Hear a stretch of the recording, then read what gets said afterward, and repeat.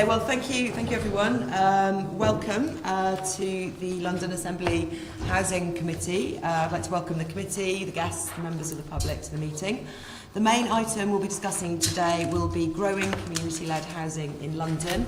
Members of the public can follow the meeting on the webcast and on Twitter using the hashtags Assembly Housing and Community-led Housing. Can I remind all members, guests and the audience to turn your phones off and on silent, please? And have we received any apologies for the meeting? No, we're all here. Good. Can I ask members, in respect of declarations of interest, to note the list of officers on the report, and have you any additional interests to declare? Assembly Member Copley? Yes, I am a member and therefore a shareholder of RUS, which is Rural Urban Synthesis Society, which is a community land trust in Lewisham. Thank you very much. Assembly Member Cooper? I think this will also apply to Assembly Members Gavron and Copley at least as well, but we don't normally record that we sit as Labour and cooperative members, but we do. So yes, I just thank think, you. given the context of what we're talking about today, We're list members, so we don't. and for transparency, that I would like it to be recorded that I do sit as a Labour and cooperative member, so that because obviously there are people here from the Federation of Housing Cooperatives. I think it would be good to be transparent about that. Thank you for that. Moving on to item 3 on the agenda, which is the minutes. Can I ask the committee to confirm the minutes of the meeting of the Housing Committee held on the 5th of September 2017 Agreed. to be signed by me as correct record? And number 4 on the agenda, the summary list of actions. Can I ask members to note the completed and outstanding actions arising from previous meetings? Thank you. Which brings us to today's main item, which is a discussion on community-led housing. We'll have 2 parts to the meeting. We have, as our first panel, the 2 guests from cooperatives.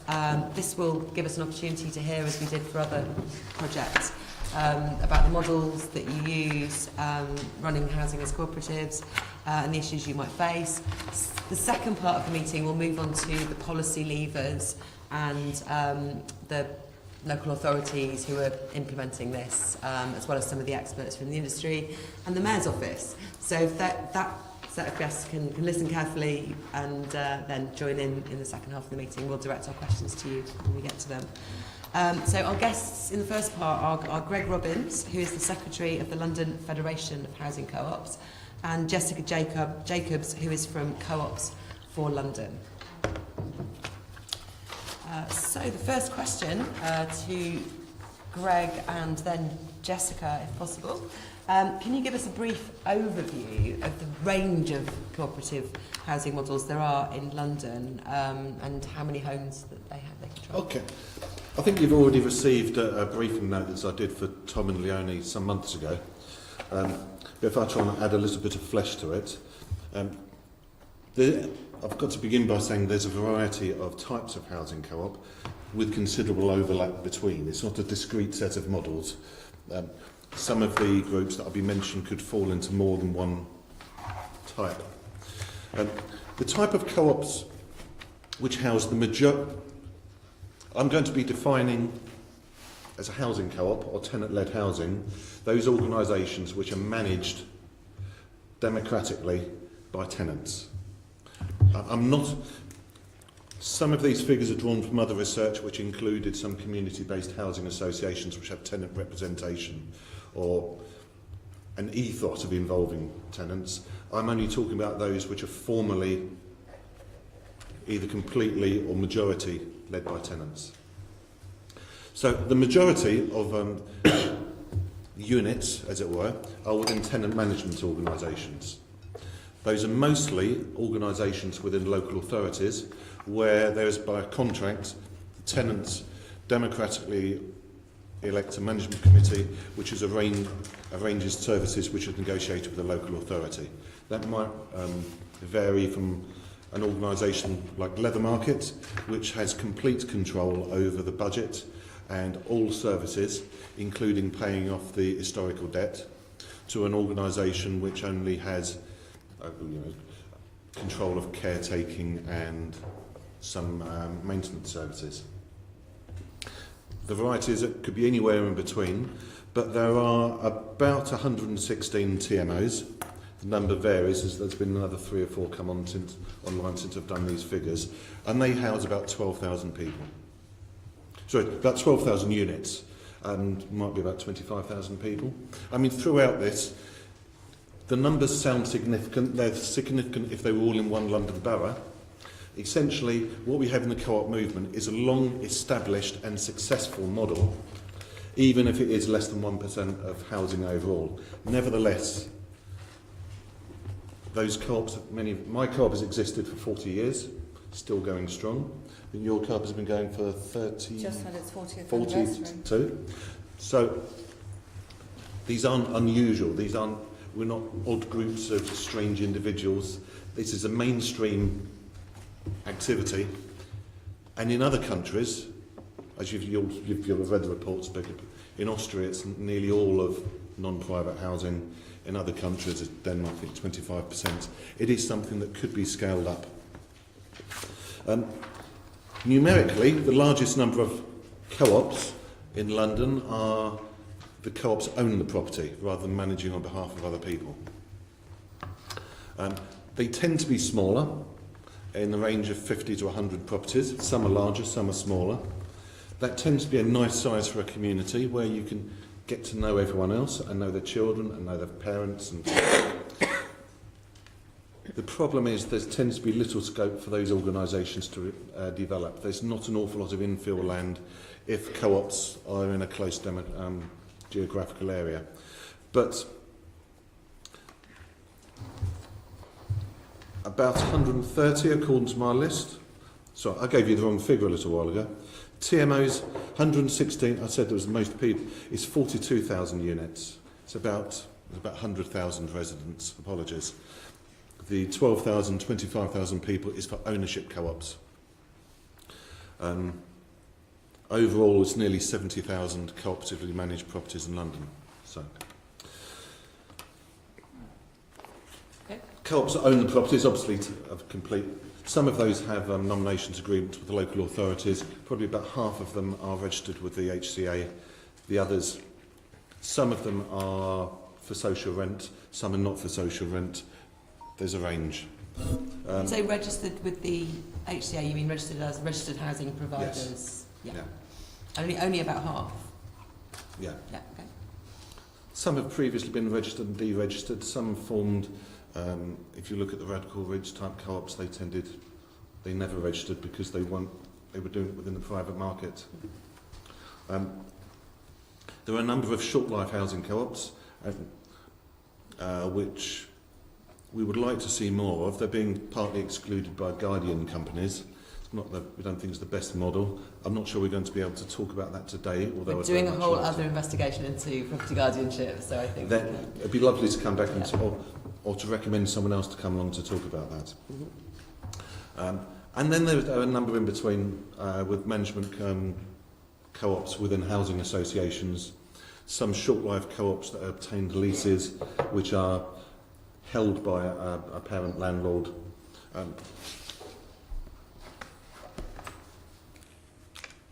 And some which have short life and some long leases and some of their own properties. It makes it quite difficult to do a simple breakdown of the figures because people largely self-describe, and if they just say they're a housing co-op, then that drops into. We also have a couple of large community gateway models. Phoenix in Bromley has about 5,000 properties. It's tenant-led. Very good organisation. They're doing some interesting things and developing too, I believe. Watford, I've included them because they self-describe as being involved in London. I don't know where their properties are, but they again have another 5,000 properties. So you see that the different types of cooperative can generally band into different sizes. Community gateway models tend to be the largest. TMOs vary from, well, if you include Kensington and Chelsea, that's a little bit controversial at the moment, but they would be the largest in London. Others like Friday Hill on Leather Market have got about 1,000 each, down to the smallest, which has got only 22. Ownership co-ops 50 to 100.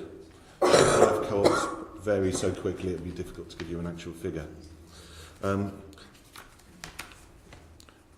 expressed a view earlier that we've been a little bit left out. We don't seem to have been publicising ourselves particularly well. Within the movement, we have co-housing groups and community land trusts. They're doing a fantastic job of raising the profile of tenant-led housing. But it has felt at some of the events that have been organised that the housing cooperative movement as a whole has been left out. Although the co-housing and CLT might be the fastest growing parts, if the housing cooperative movement is only 1% of the overall housing in the country, the community land trust and co-housing is probably less than 1% of the housing cooperative movement. So that, I'm not saying that to detract from it anyway, because they're doing fantastic work, but when things like the community hub are organised, and then people say that you don't want to reinvent the wheel, we'd encourage you to include housing cooperatives in discussions. This is why you're here today. Thank you. Yes. Can I move on to ask Jessica some questions? Is that okay? Please. Jessica, that overview, presumably you'd agree with that, but let us know if there's anything you'd add. And can you tell us more about the benefits of co-ops, in terms of the rent and that sort of thing? Okay, I'd love to. Thanks, Greg. Co-ops for London represents perhaps more the sort of independent, boutique, bespoke kind of cooperative that's shows how difficult they are to define. The group of co-ops that have become joined our groups are not necessarily always, but would like to be fully mutual. And a fully mutual housing co-op is our model, the one that we are trying to publicise and promote as a future model, because mutuality keeps ownership in the hands of its members, and it protects tenants from their homes. I'm reading from our report here. As a result of changes to government legislation and avaricious property speculation. So for us, the key element of housing co-ops is the mutuality of it. And a mutual housing organisation is defined in 2009 by the Commission on Cooperative and Mutual Housing as one, I quote, which enables residents through having the right to become members to control or participate in governance and to exercise control over their housing environment, neighbourhood and community. So the idea about co-ops, they might be small, but they punch above their weight. They have a much bigger impact on the wider community. It's not just about units, it's about homes and the impact that cooperative, collective communities can have on everything, on their environment. So a fully mutual housing cooperative for us is a cooperative that owns, governs and manages their properties collectively under the aegis of the Cooperative and Community Benefit Societies Act.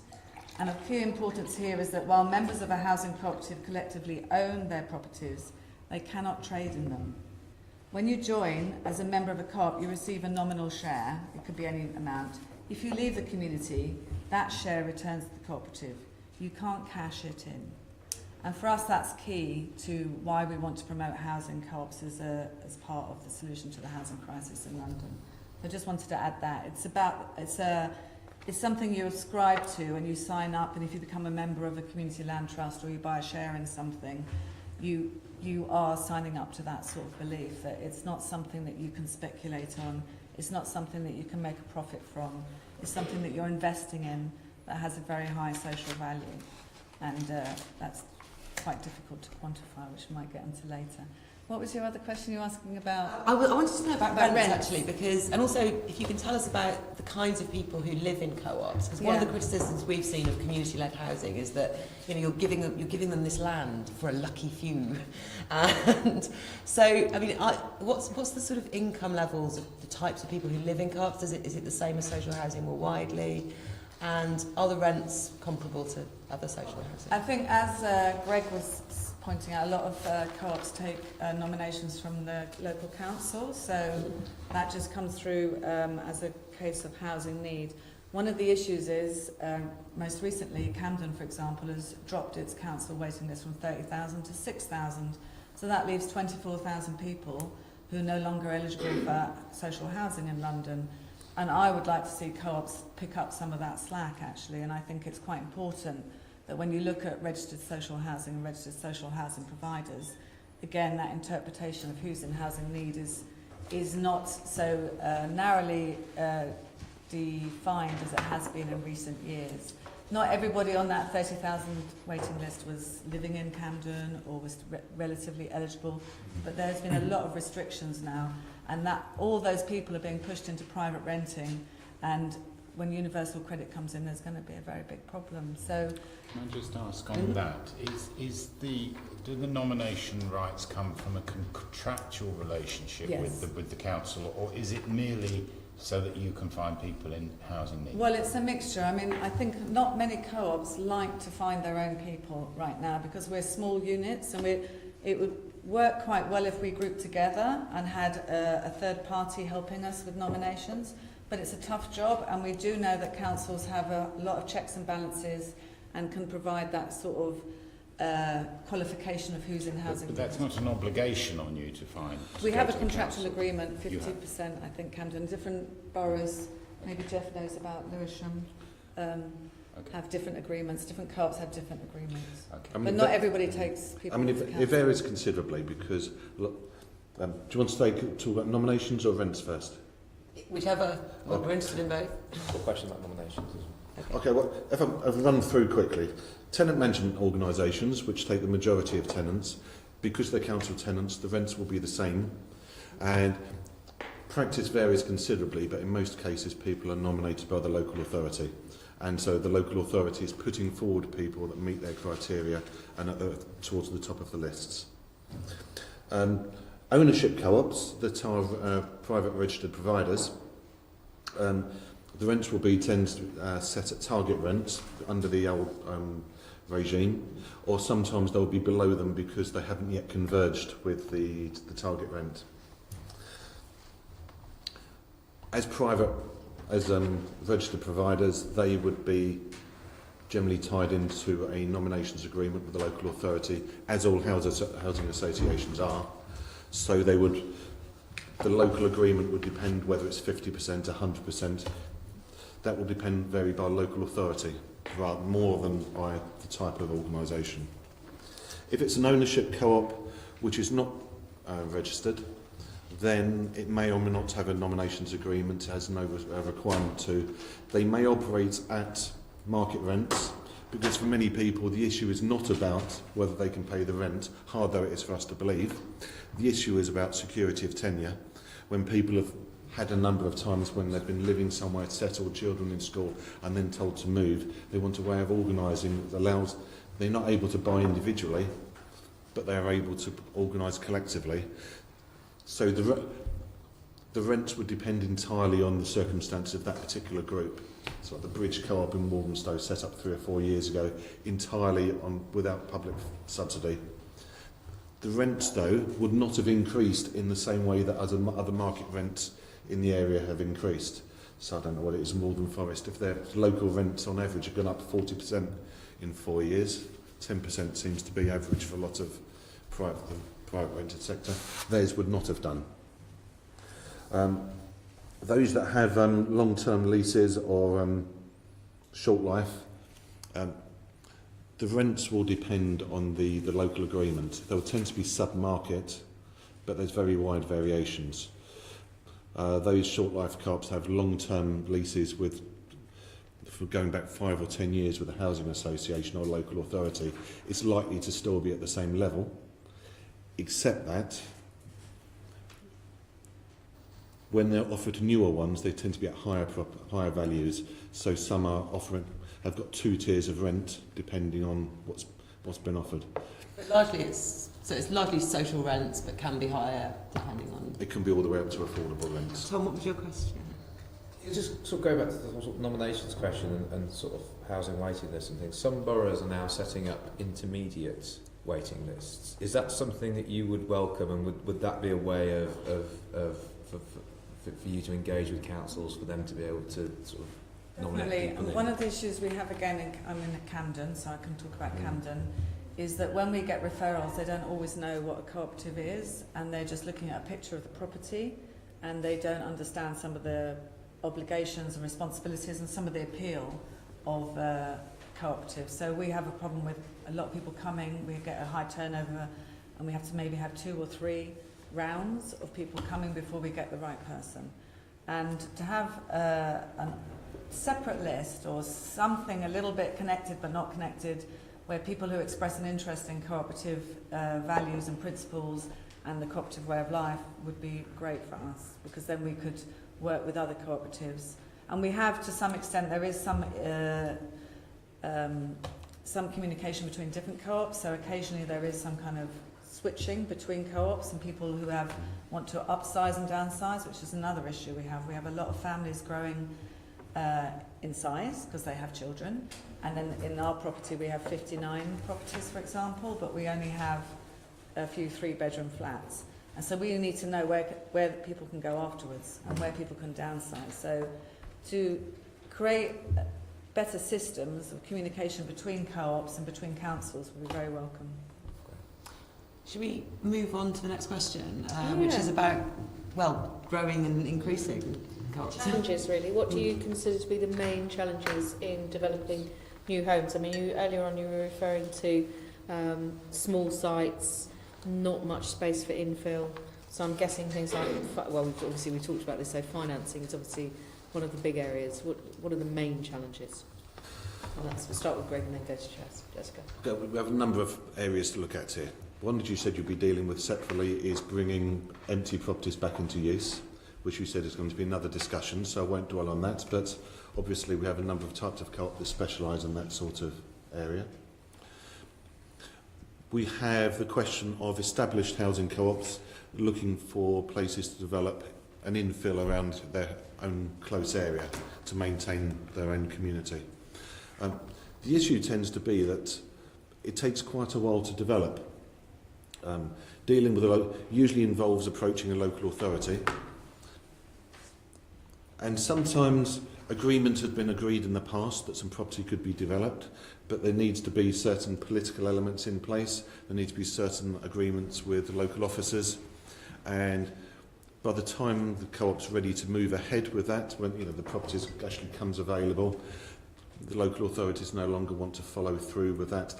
Someone else in the local officers has found somewhere else where they think they may be able to sell it, and if the co-ops are going to be developing for a social housing rent, they can't compete with something that goes to auction. It's simply not possible.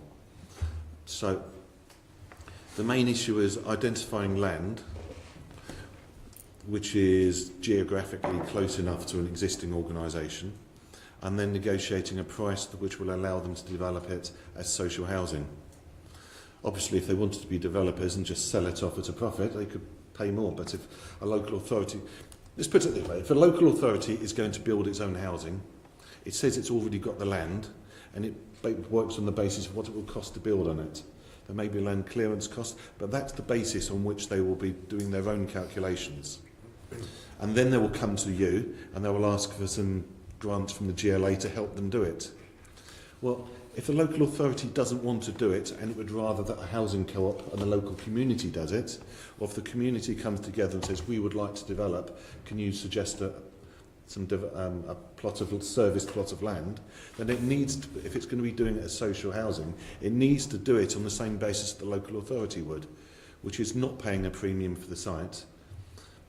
Obviously, it would then be expected to enter into an agreement with the local authority to take nominations, but that's something that people expect. The fact There is seems to be an issue there about the amount of time it might take with discussions with officers, and then by the time the co-op is ready, coming back again and discovering things have changed. Do you think there's an issue here about the capacity of co-ops to develop? Perhaps too small to be able to be fleet of foot in those circumstances? No, I think it's the issue of negotiating over the land, because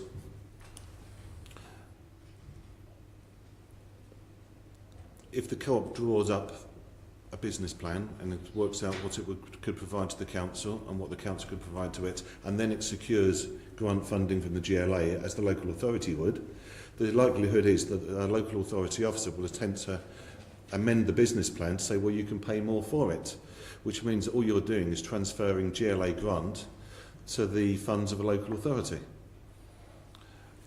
The issue of Well, why is it working that way round for cooperatives when it seems to work the other way around for developers who have their viability assessments and in some cases hold them quite close to their chest?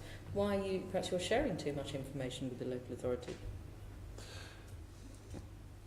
it's quite possible that co-ops share too much information with the local authority. I'll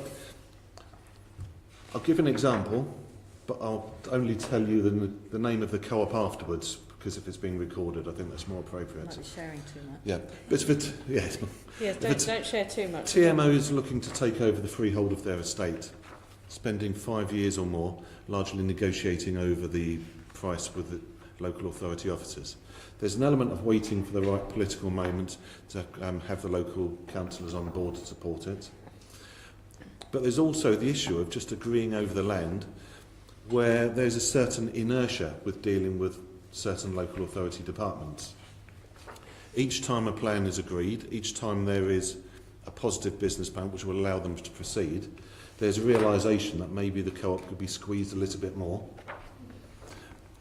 And so the prices that are being offered change. If that happens 3 or 4 times over a period of 4 or 5 years, it's impossible for the TMO to ever move forwards. But because it's democratically and openly accountable, the TMO doesn't have so much capacity to keep...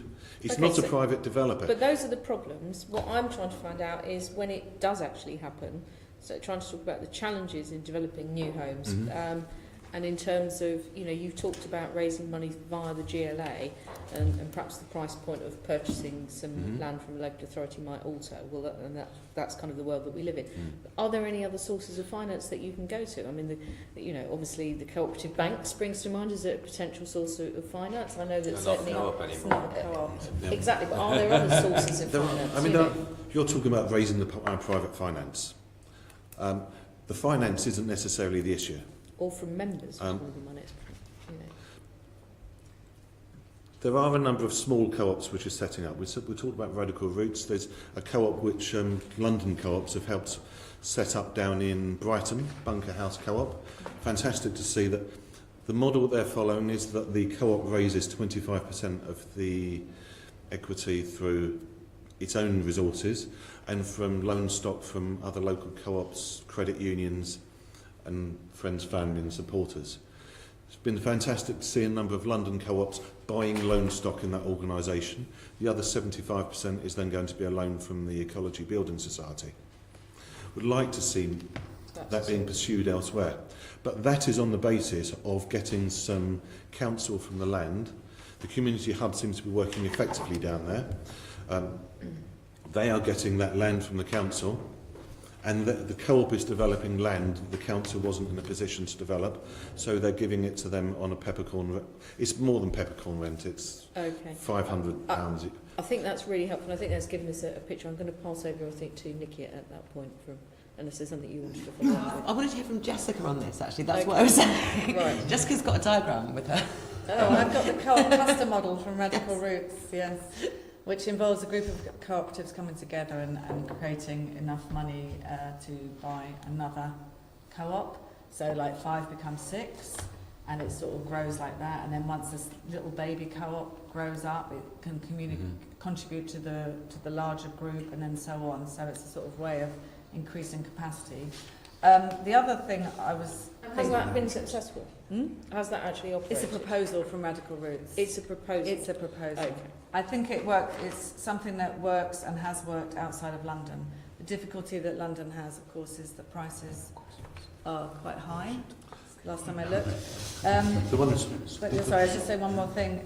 The other thing that we would like to participate in is the target for affordable rent homes for the London plan. So I think we could work with private developers very well. If they have an obligation to provide affordable rented homes, why don't co-ops help them out? I mean, I think that on London plan at the moment, 6 authorities, Camden, Hillingdon, Lambeth, Merton, Richmond and Wandsworth, have delivered more than double their target for market housing.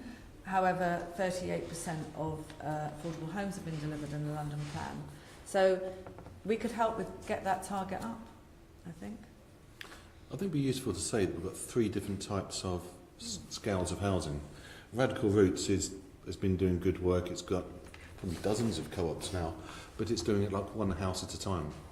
You know, groups of 5, 6, 7 people. And that's fantastic, but it's going to take a long time to make a big change like that. We have smaller developments that are infill, like Leather Market's doing 28 units. Rutt is 28, 32? 33. 30, it's growing. But these are all very small developments. Brixton Green is a slightly bigger, 300, isn't it? Yeah.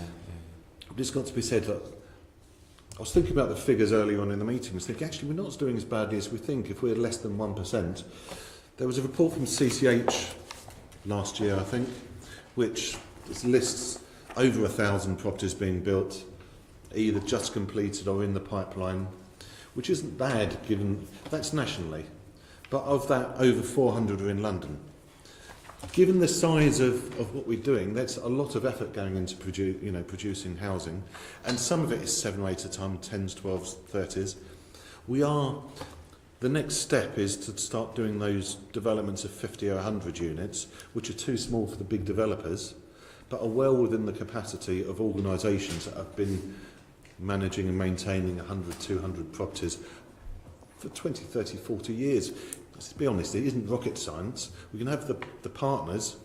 I think we've shared some information about Accord, but there are other off-site manufactured housing developers that can, because development prices are so high in London, in central London, if some of the work is done outside of central London, it keeps the cost down. We've got those links. These are things that we can achieve. Some of it, the finance can be raised from within co-ops, as whether it's on the radical routes or whether it's a growing wish amongst co-ops. Let's be honest, we've got money in the bank. Inflation's running at 3%. We're getting zero interest or 0.25% interest. All co-ops are losing, I don't know, £10,000 effectively a year.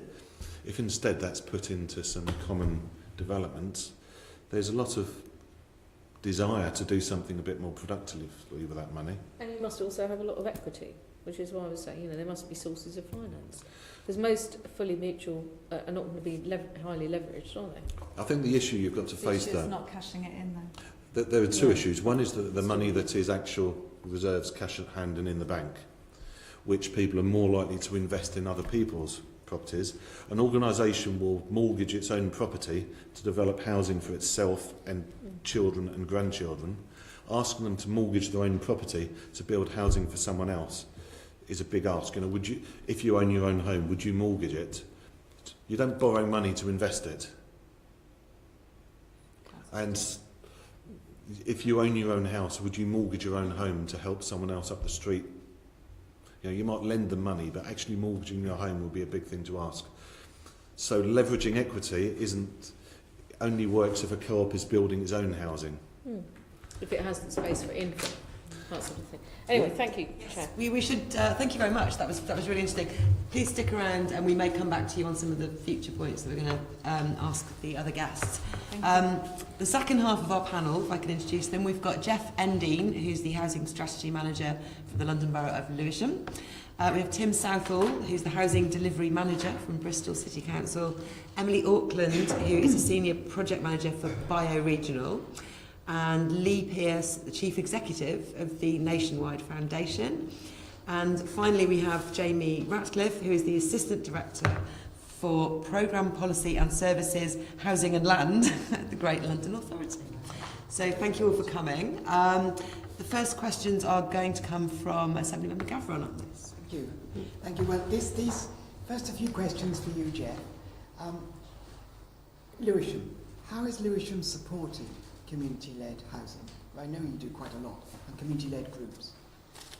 So you will have seen the note that was circulated in advance that sets out the sort of history that we have of supporting community-led housing. I think Lewisham has a track record going back 30, 40 years with the Seagull developments and so on. It was mentioned earlier, the Phoenix Housing Trust, which is actually something we don't talk about very often, but is a housing association of 3,500 homes that's in community ownership. What we're working on now is a deliberate policy of incrementally trying to establish ways of enabling the community to build their own homes. We have 2 projects on the go at the moment. I say at every one of these things that I do, I think we're the only local authority working with 2 community land trusts. No one's put me right yet, so I'm going to keep saying it. So we have the Russ development on Church Grove and another one with That's London. the Ladywell one, isn't it? In Ladywell, that's yes. correct. You've had a site visit there. Yes. Why? So it was mentioned earlier, 35 homes, 100% affordable housing. The land is currently still in council ownership, and is being made available to Russ following the competition that they took part in for community-led development, offering affordable housing, jobs and skills, and the sort of community that comes from building your own home, really.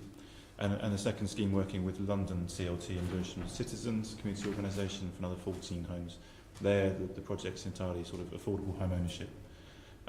So these are 2 schemes that we've worked with the community on. Effectively, the community came to us and said, we would like to build our own homes. Can you help us to make that happen? And over the last 4 or 5 years, really, we've got to the point where both schemes are on the way. Okay. And how much do you find that these groups need subsidy in order to get going? So to use the Russ example, they have achieved very good financing for the development themselves. They're able to finance pretty much the entire construction of the site. What they're not able to do is finance the purchase of the land, and the financing that they have in place is against the security of the land. So the council, in the end, the council's process was to make land available to be security for private finance that builds the homes out. So they do rely, they can't build 100% affordable housing on sites and generate land values at the same time. So one of the issues is the processes that authorities have to go through to release land for less than market value, and that's one of the reasons it can be quite slow coming forward.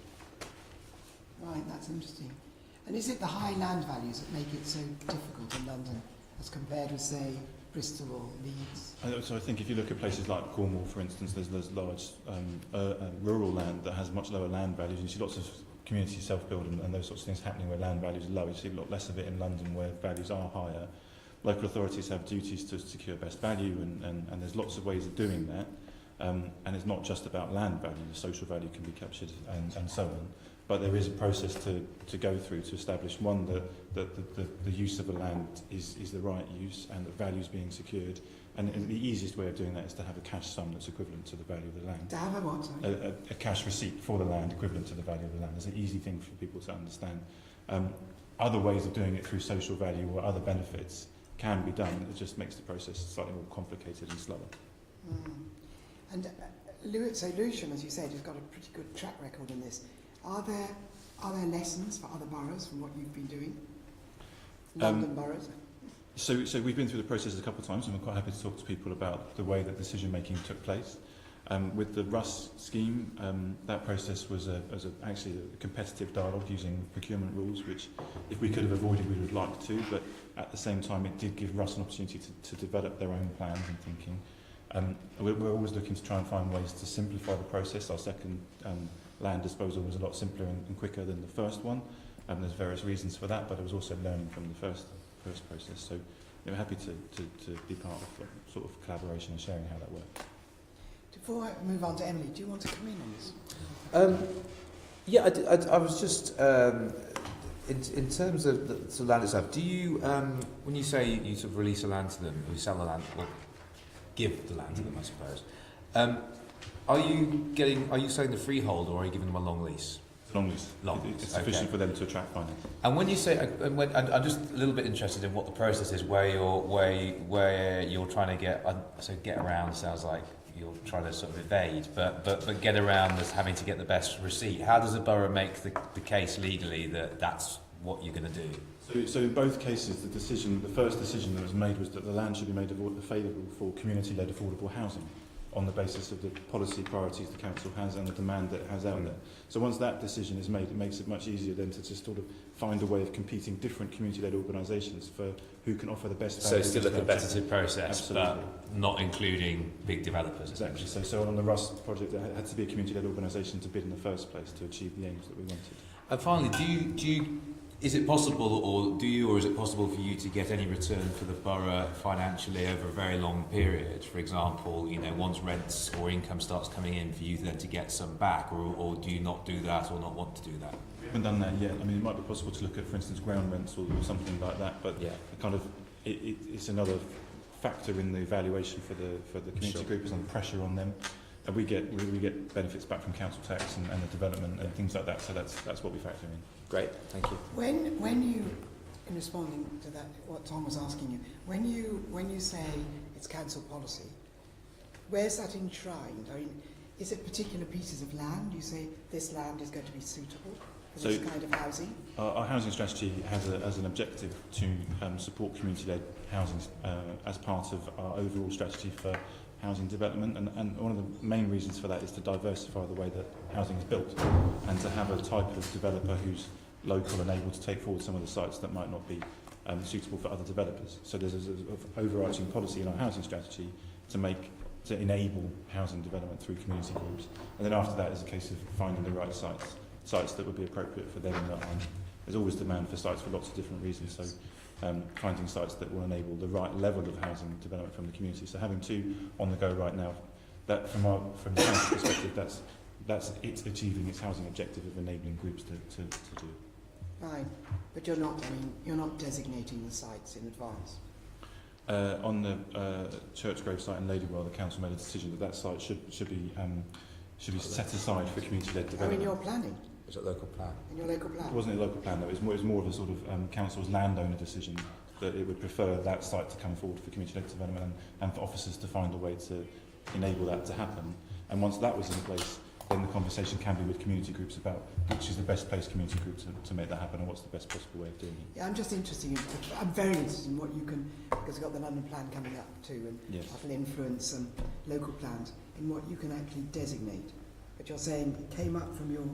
Yes, so I mean, I'm not a planner, and I don't know whether it's possible to designate sites for community-led housing from that perspective, but from our perspective as more as sort of council as landowner and asset owner, and trying to establish different ways of development, that sites were earmarked really for housing development from community groups.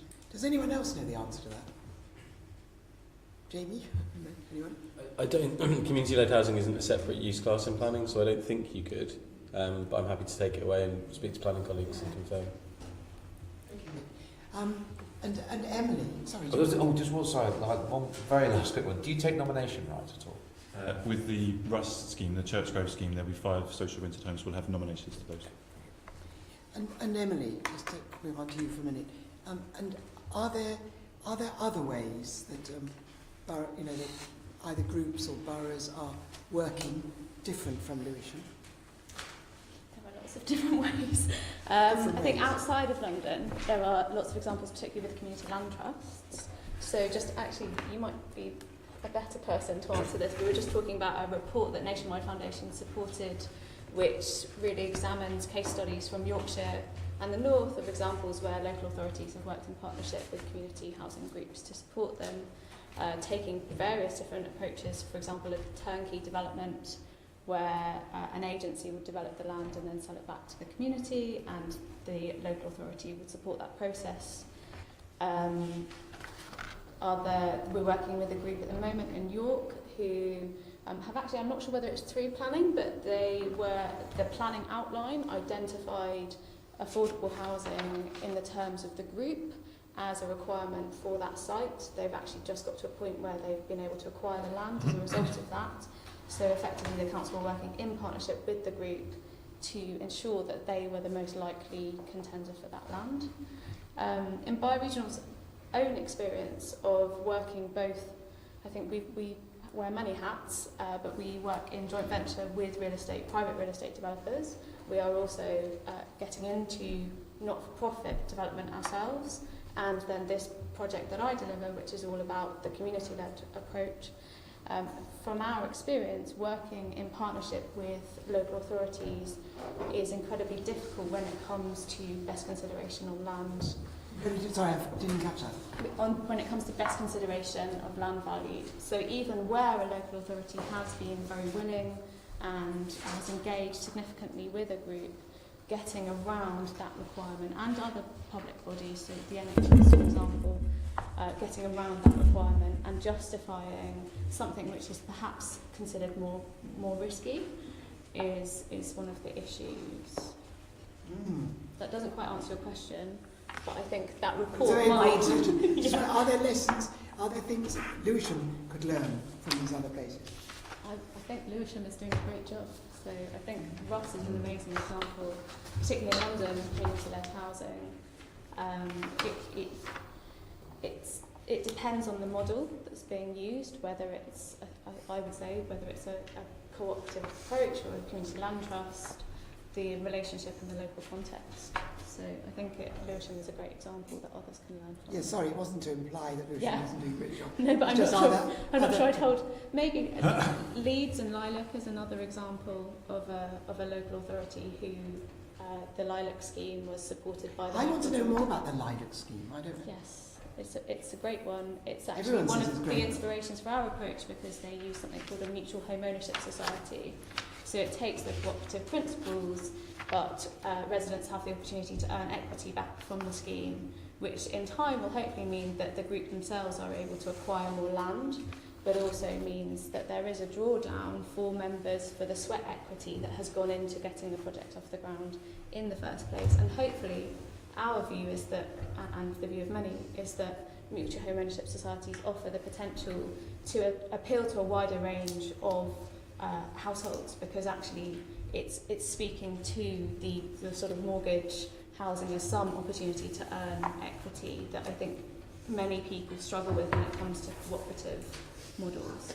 I think, Chair, that we want to know a bit more about the Lilac model.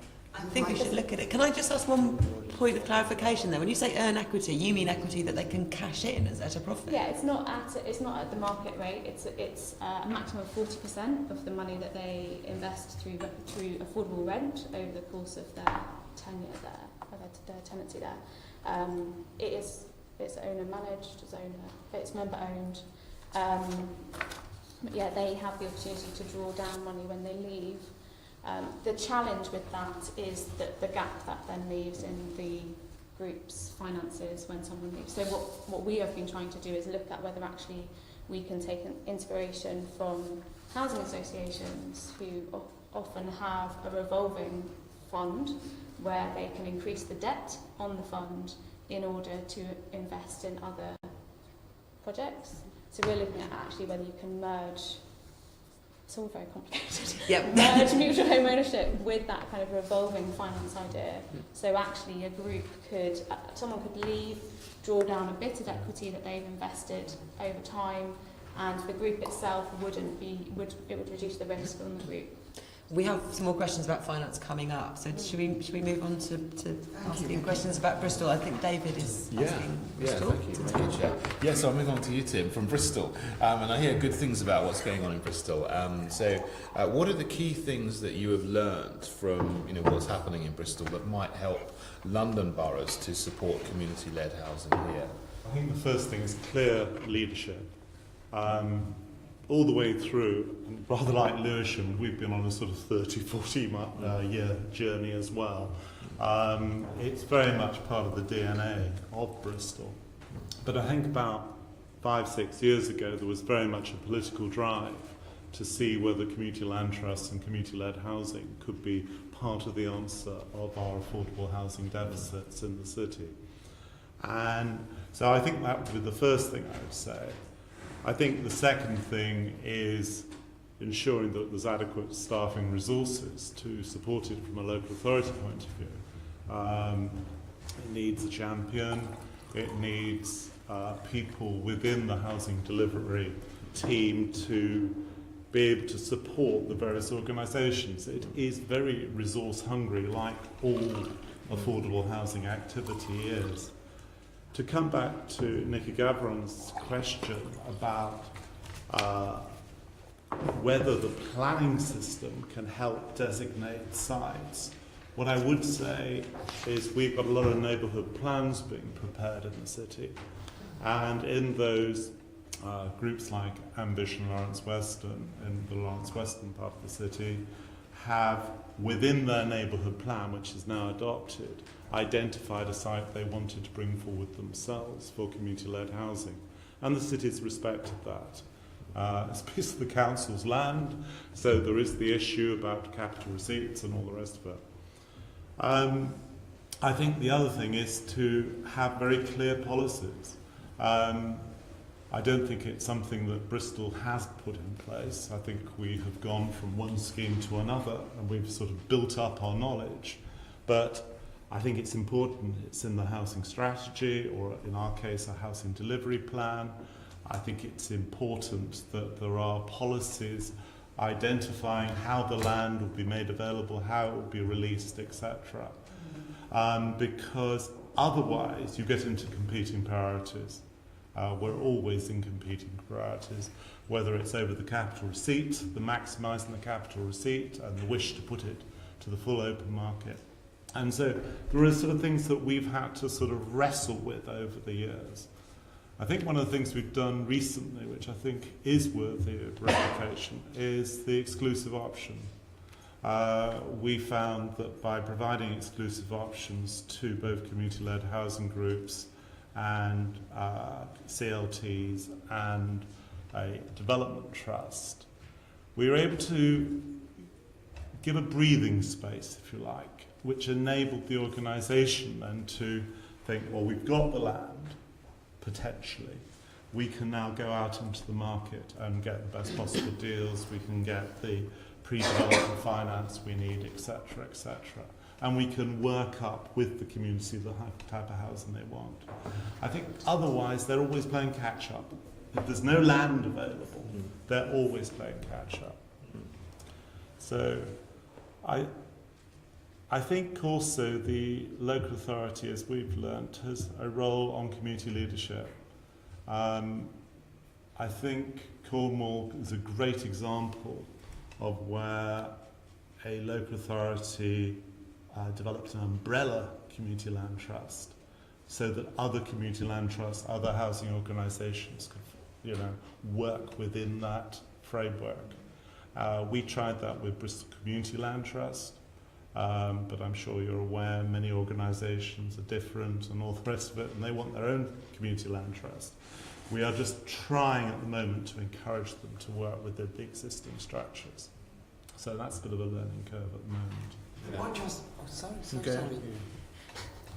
Yes, David, carry on. No, which you mentioned some fantastic things there, but some of the constraints are the availability of land and the different visions of what the neighbourhoods want with the community land trust. Which is the biggest constraint, do you think, out of the ones you've mentioned? Which is the biggest obstacle to overcome? I think until recently, because there's the political will, I think until recently it was land valuation. We found a way of, as I say, entering into exclusive options, but the land valuation, we always said, well, you've got it for 12 months to sort it out, but we want market value at the end. In that way, we felt that we could sign off Section 123 of the Local Government Act. What we have learned recently is that the hacked model for valuing social value is potentially an extremely powerful tool. In the past, if we wanted to sell things on a discounted basis, we've had to work out the value of the nomination rights, which is relatively straightforward, and the RICS accept that. Social value is a lot more difficult, and at least HACT have had a go at trying to do it. And what pleased us when we were sort of working through it the other day was they have had it recognised by Treasury, by HM government.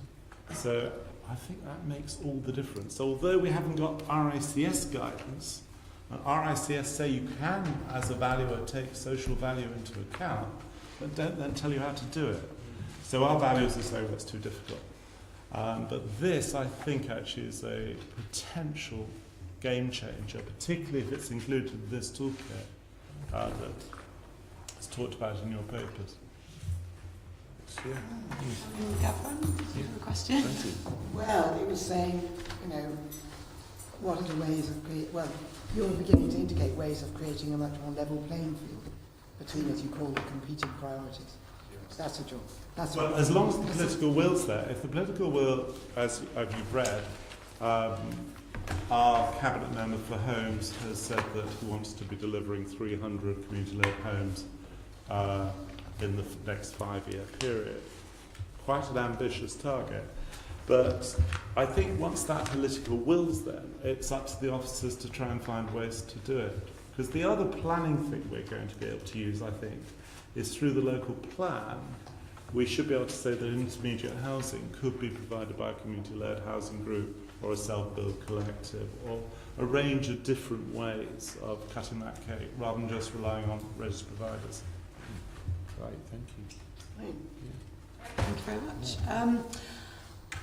I just wanted to ask one more thing of Bristol, if that's okay. I think we've just about got enough time. When you said one of the neighbourhood planning groups has said they want to essentially designate a site for community-led housing, and you said the council's respecting that. Technically, what do you mean by that? My colleagues in the housing revenue account see a site for 40 units as quite valuable to develop out as council housing.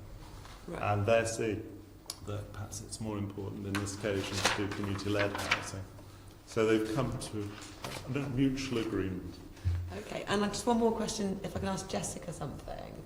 You were talking earlier on about potentially private developers fulfilling their affordable housing requirements through co-op housing, essentially.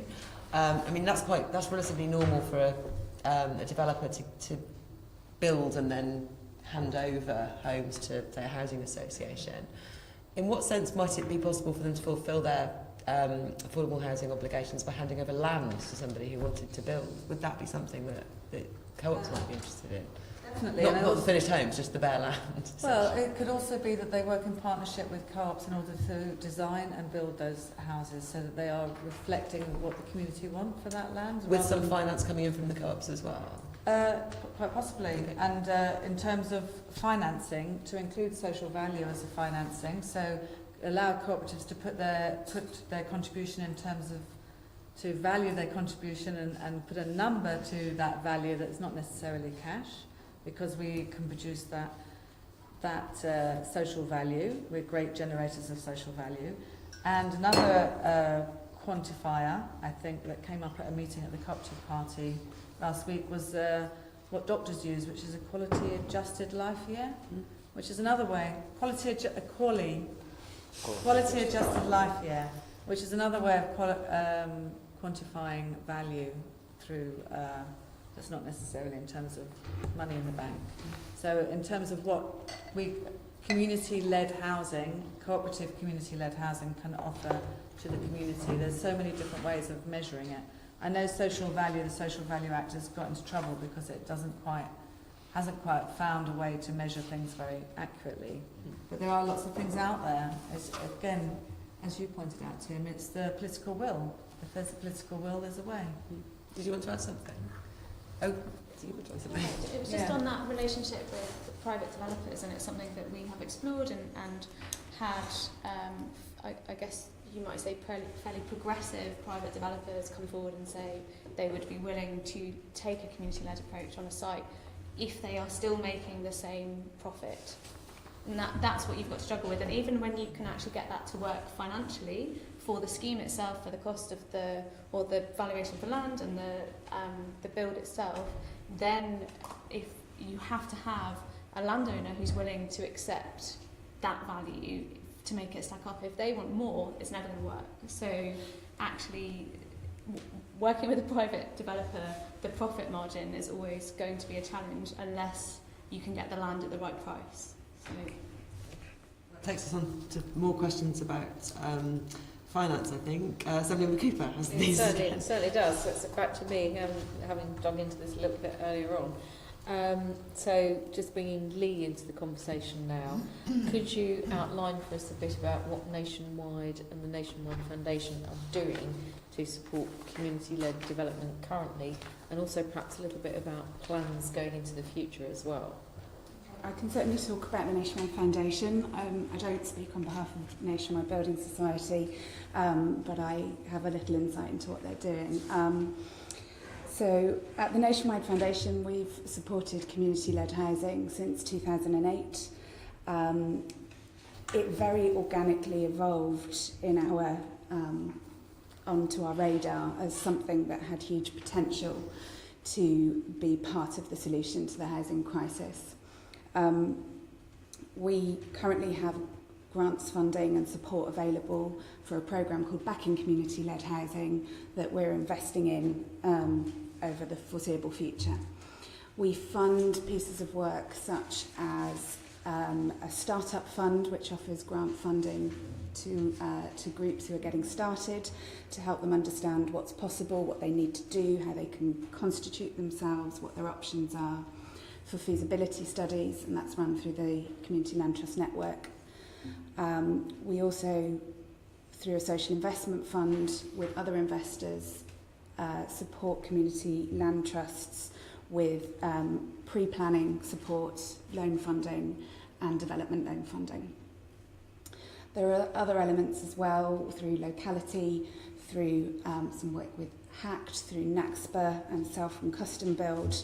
There's a number of projects going on, but ultimately what we want to do is find the ways that we can support community-led housing to increase the number of homes that it delivers for people in need, and we believe there's potential for it to do that. Nationwide, as a mortgage lender, has been having conversations with the sector to try and understand where it can look at some of its lending practices, and it has a test case at the moment working with one of the London schemes, East London CLT, East London, yeah, looking at how it can lend when the sale price of the property is linked to local incomes, which obviously isn't usual for a lender to do. But that's work in progress as to where that might end up. But quite cutting edge, and in the context of house prices in London now being, well, they're saying the national average is 8 times, a normal salary or whatever, average salary. I have no idea what that figure would be in London, but it would be some sort of ridiculous multiple that most mortgage lenders presumably would not be prepared to consider. You know, if your salary is 50,000 and local properties are 800,000, you're unlikely to. Yeah, I think that's a challenge when the group's looking at its disposal model. How does it set its prices? And if it sets it at 80% of open market value, it's still not affordable. So that clearly isn't helpful when trying to deliver genuinely affordable homes. So East London looked at the sale price of its properties and set it as a percentage of median local incomes. As a lender, your risk analysis isn't usually based on that because there's very little control over, or very little. You wouldn't look at what's happening in the employment market to decide whether somebody's lendable to. I'm not sure if that's a word, but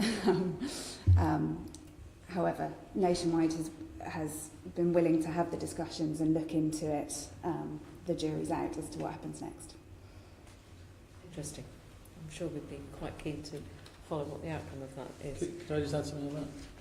Yes. In previous roles, I've done quite a lot of engagement with retail mortgage lenders and how we make different affordable housing products mortgageable. And the key thing that Lee's alluded to there is around getting a simple process that mortgage lenders can do at scale, that their business relies on getting large numbers through quickly.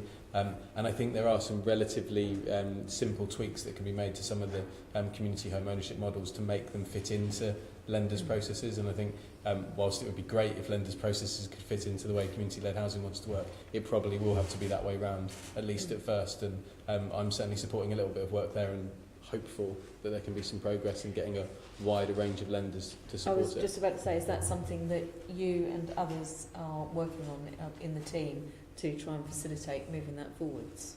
Great. Yes. That's good to hear.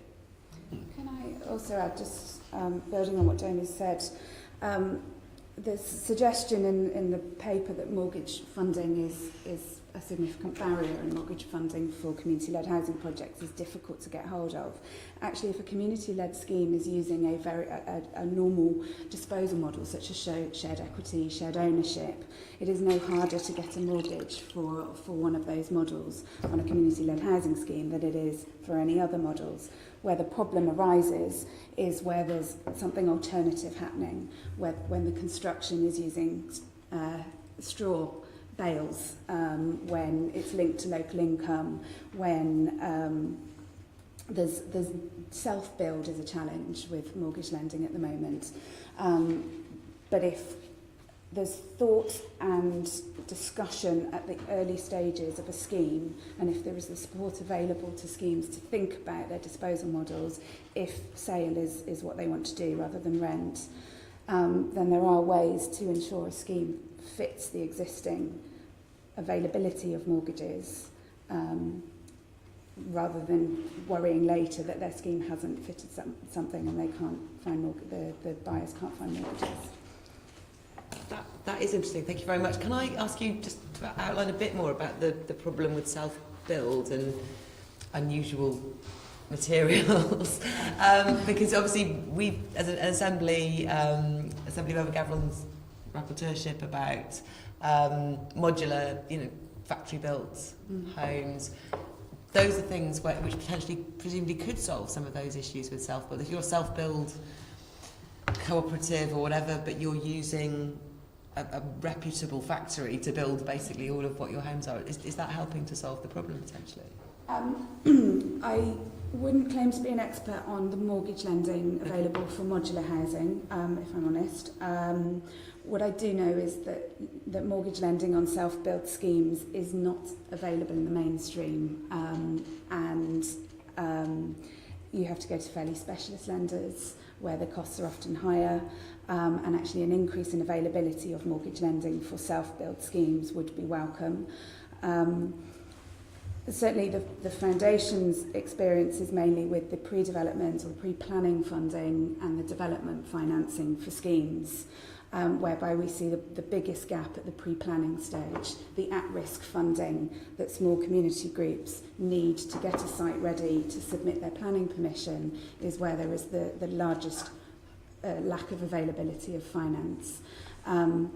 Through the CLT fund, there is at-risk loan funding available, but ultimately some sort of subsidy, some sort of grant funding is really necessary for schemes who are working on individual sites to progress to the point where they're ready for planning. If we also reflect on the time it takes, the negotiations around land, the various surveys you have to do, it is resource heavy, as we've noted already. That area of financing is the biggest gap. Development financing, once planning permission is in place, is available, but mainly through your social lenders, Triodos, Charity Bank, Ecology. Again, if a growth in the market of providers of development finance to a scheme that has planning permission and is relatively low risk, it would also help increase the volume of community-led housing that could come through. Which brings us back to the point that Jamie made about working with the lenders to try and increase the volume, because we're never going to move on from the number of units and the number of cooperatives unless we can actually do something about moving it to volume.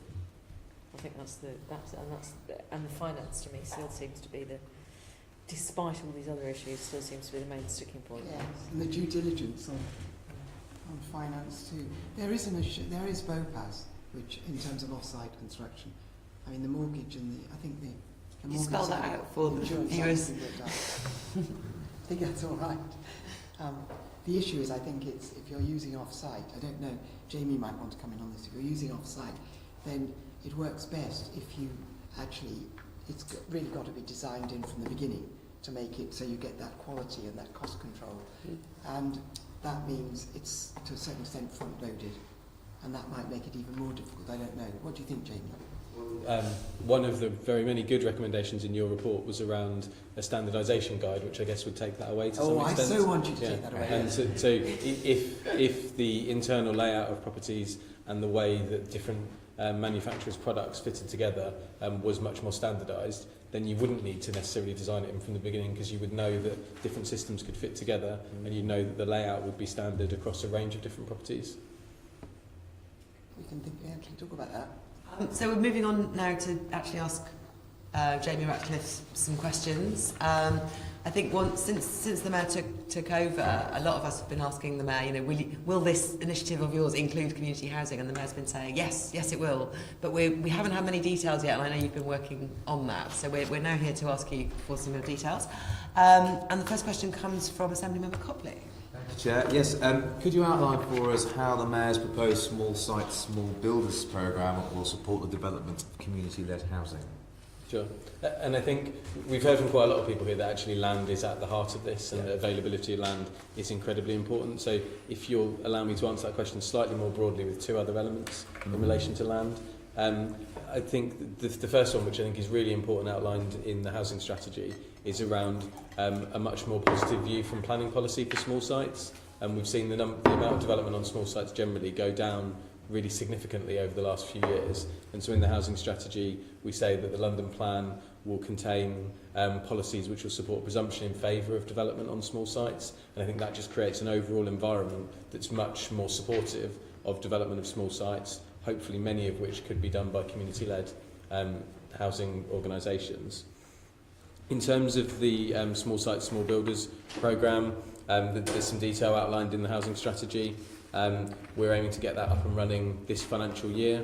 TfL have identified a number of sites that they want to pilot this approach on, and I think they've spoken to a number of you about that at various points in the past.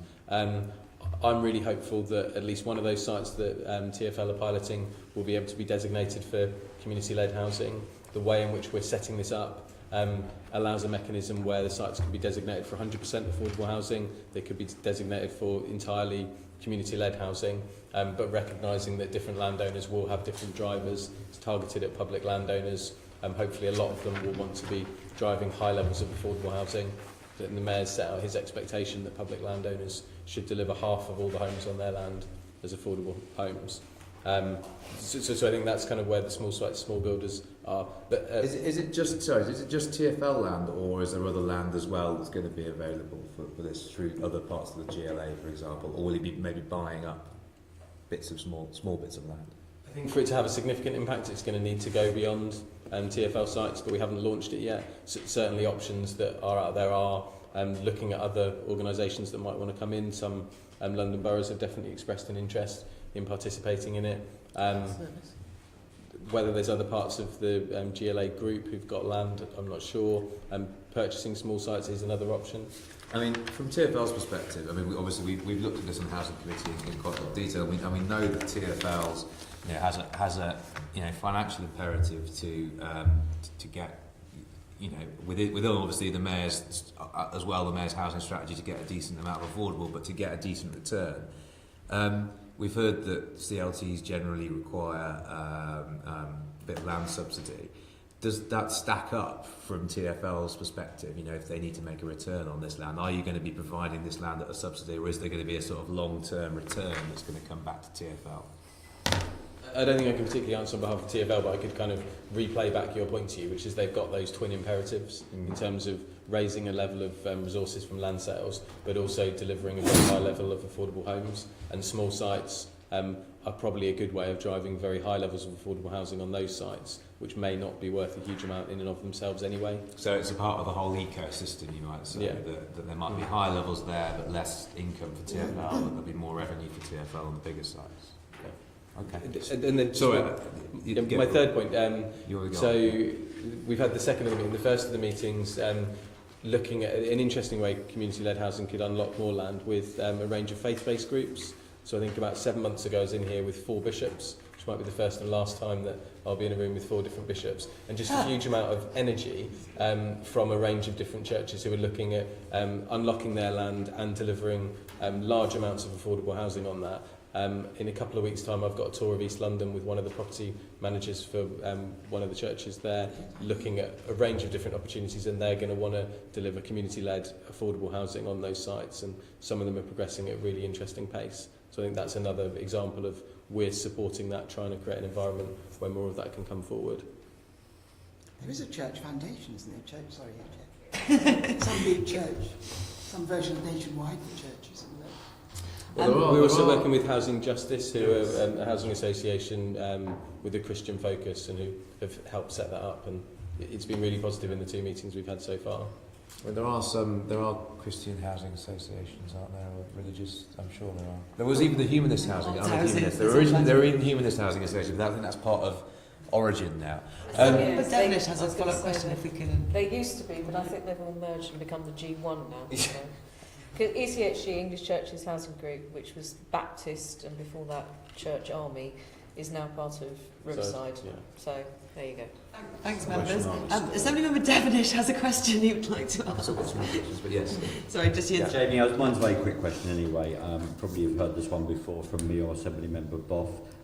Has Kevin Hines and yourself got some targets for how many homes are going to be built in terms of small builders and with this particular very respectable part of the industry? We haven't yet set a target for the small builders site or will the you be community. setting targets? We'll certainly be looking at that. You're on message, thank you. Can I ask another question? Tom, If you want to ask a question, Jamie, I was going to bring in the other guest, but if you want to bring in Garen and Jamie. Just this is back to offsite housing, but just listening to, because offsite housing is so good for constrained sites. You know, if you take the one Backton in Camden, which tenants have been very involved in from the beginning, council-led, of course, Camden, but right up against the railway line, the West Coast Main Line, you don't hear a thing when you're in those homes, and it's a very constrained site. And there are others, you know, you could deck over railway lines, you could build over tunnels, and surely this, you know, something, there must be some marriage here of community-led housing and housing, you know, and community land trust and offsite.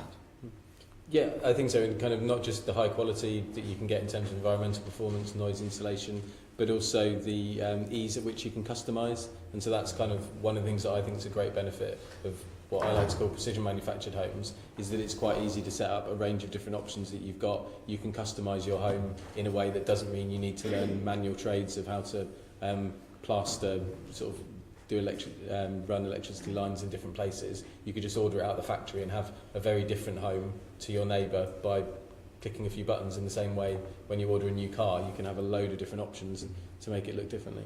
Whereas it would be much more expensive that if you use conventional ways of building. Yeah. Yes. Yeah. So it's anyway, it's cheaper a very choice, good way of getting buildings on constrained sites, which you might not even think of building on. But and also the cost of developing out some small sites. Just getting a contractor that's willing to do it is really tricky. And I think most people know that we've got a demonstration project on some of our land at Galleon's Reach at the moment, which we lent to Ilka Homes so they could get their BOPAS, and I don't know what it stands for either, certification, because you have to install some actual homes. They're doing that. They should be able to deliver a relatively low density type of housing very cheaply, and they're talking to a lot of boroughs about how that could work, as well as us. Thank you. Great. I was going to ask now if any of our other guests have any views on the small sites, small builders programme. Is it a good thing? Can it be improved in any way? I'm seeing nods. There's an element. One of the things we've talked about, the amount of resources that individual co-ops have and the co-ops have collectively. One of the things we do need is some pilot models, so we have some success to build on. We're trying to change the culture a bit so that people are used to investing their reserves, and so there's a range of projects they can put their money in. You wouldn't want any individual co-op to put all of its money at risk in one venture. That would be ridiculous. It's bad asset management. But if we can start with some pilots and people can see that they're working, then we can bring more co-ops in and use some of those assets to leverage and try and build something which is self-financing and sustainable for the future. So when Jamie says, you know, the idea of having at least one of these bits of land for a sort of co-op community housing, that's something that you...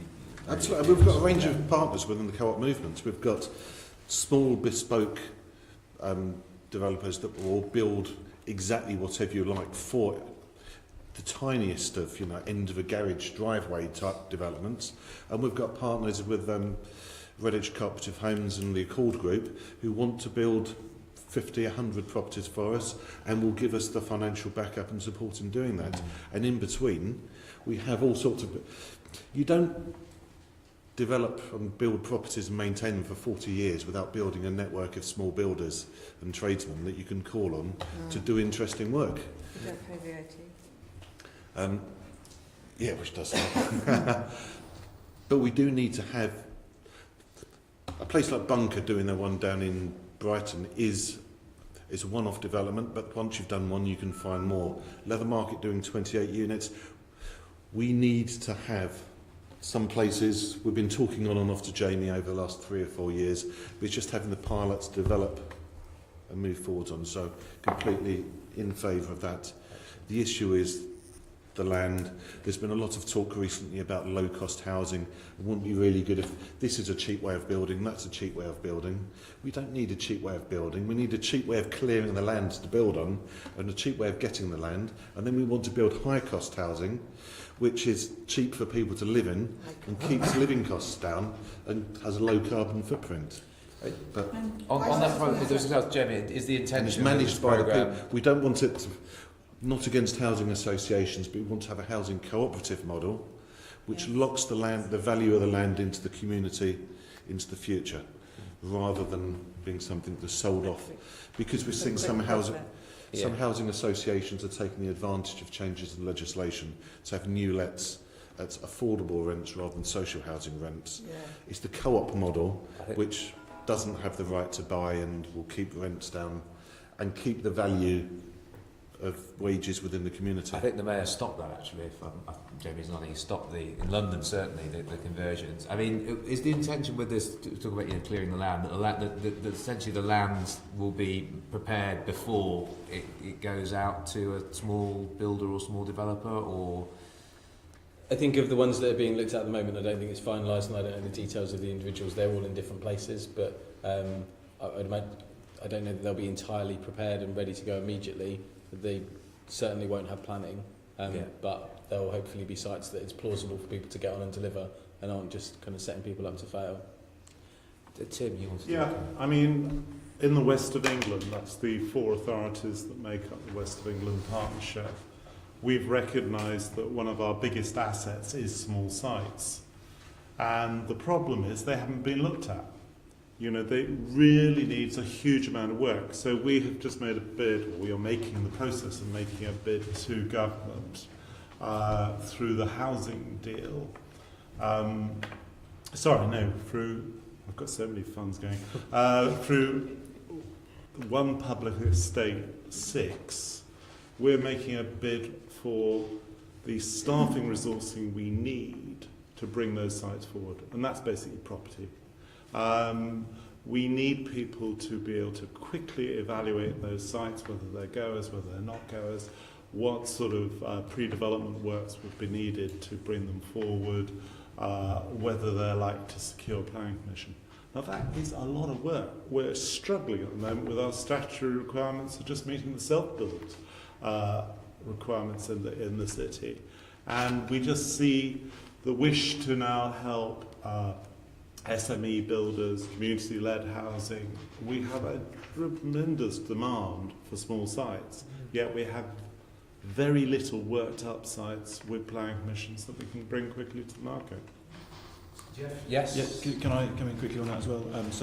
We've been in conversations with the team doing the small sites work at the moment, and it does feel like if you look at the constraints that boroughs are under, sort of trying to bring forward land, there's definitely a good purpose behind that work and some use to it. So boroughs are constrained in terms of the people that they have available to bring forward sites. Small sites are often just as hard to bring forward as big sites, and so the bigger gains are in the big sites. Same time competing precious land and money from sites as opposed to...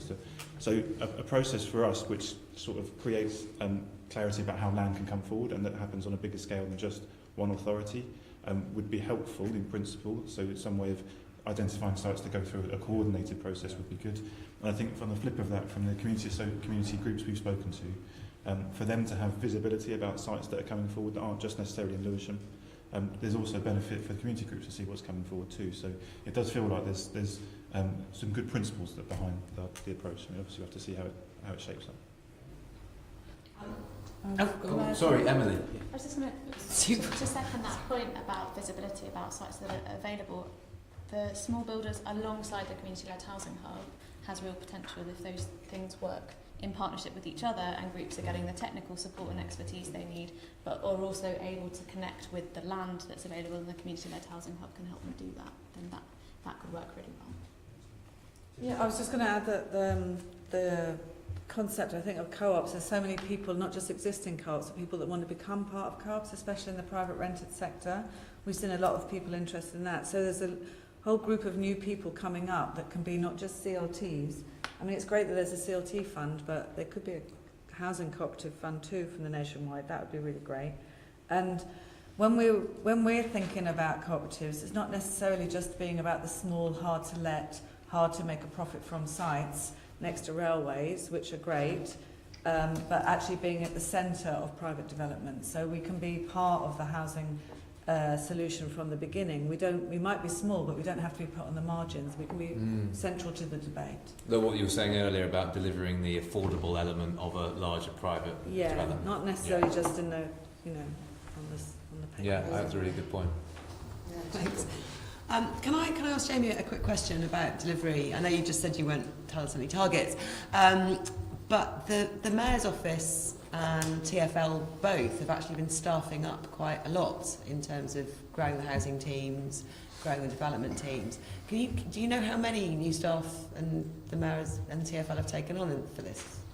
Don't, but I think I saw a letter that went to Assembly Member Devonish, which if he's got to hand, he might be able to answer. If not, I could access the information and write to you confirming it. Yeah, I understand it's updated since then anyway, but I can't remember the figures. It would be useful for us to know. And just to ask, I know you're still piloting the projects, and I'm listening to what the other people on the panel have said. It is hard bringing forward small sites, but if you're doing pilots and only one of them is to do community-led housing, and there are so many diverse models of community-led housing, that doesn't seem like maybe enough of a pilot, because you'll pick a model and that may or may not work, but there's lots of different community-led housing type initiatives there could be. Would you be looking to expand that pilot quite quickly? I think it's a fair challenge, and I guess there's a balance between doing a pilot that's meaningful but that isn't so big that you can't learn as you're going on. And so certainly we've got a lot of ambition to do something that's big and good, but also want to be able to learn and develop from it. But I think it's also that the small sites, small builders programme isn't going to be the answer in and of itself to these challenges. And so the community-led housing hub, I think, is a big part of that, and how we address the land challenge through that is really significant. And kind of a thing I would throw into you considering your recommendations is around, and Lee might remind me of the name of this, but the government's community-led housing fund, which they've announced, £60 million a year. London got an incredibly small share last year, should have a much bigger share going forward because of housing need and proportion of population. If we got an ongoing slug of that, there would be some quite interesting things we could do around land assembly, a revolving fund to be dedicated to support community. Have you been monitoring how, because that bypassed the GLA this year, didn't it? It went straight to the boroughs.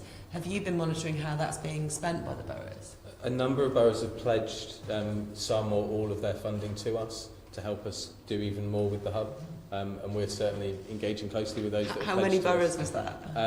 I think we're just finalising it at the moment, and there's an approval form going through, so in the very near future it will be clear who and how much has pledged that.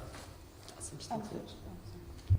So can I just, when you send the org chart, the updated org chart, because I think it was, you said it in June to me, could you also include, because you've got the GLA family, you've got the TfL lot, you've got you, and you've got the Met, who are selling off these police stations against our will, so perhaps you could add that in as a pilot as well.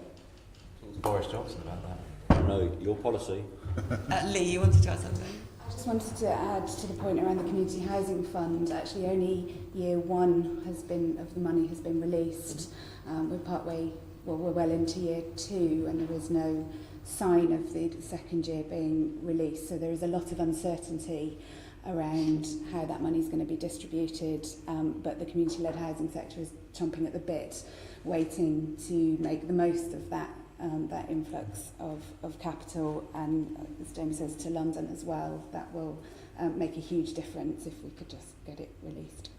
Just to be clear, this isn't lots of development money, is it? This was 60 million pounds for the whole country? £60 million a year for England, which for community-led housing is the biggest amount of investment community-led housing would have ever seen. Would make a step change in what the sector can do.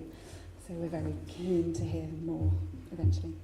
Sorry about that. For example, if London got a quarter of that £15 million, that would probably be enough to buy 3 or 4 sites suitable for this every year. Probably every 2 or 3 years you could start to rotate some of that money, and that would grow fairly rapidly into quite a significant pipeline. Yeah, but split up between all the boroughs, it's a few $100,000 each, isn't it? I'm sorry, that's a diversion.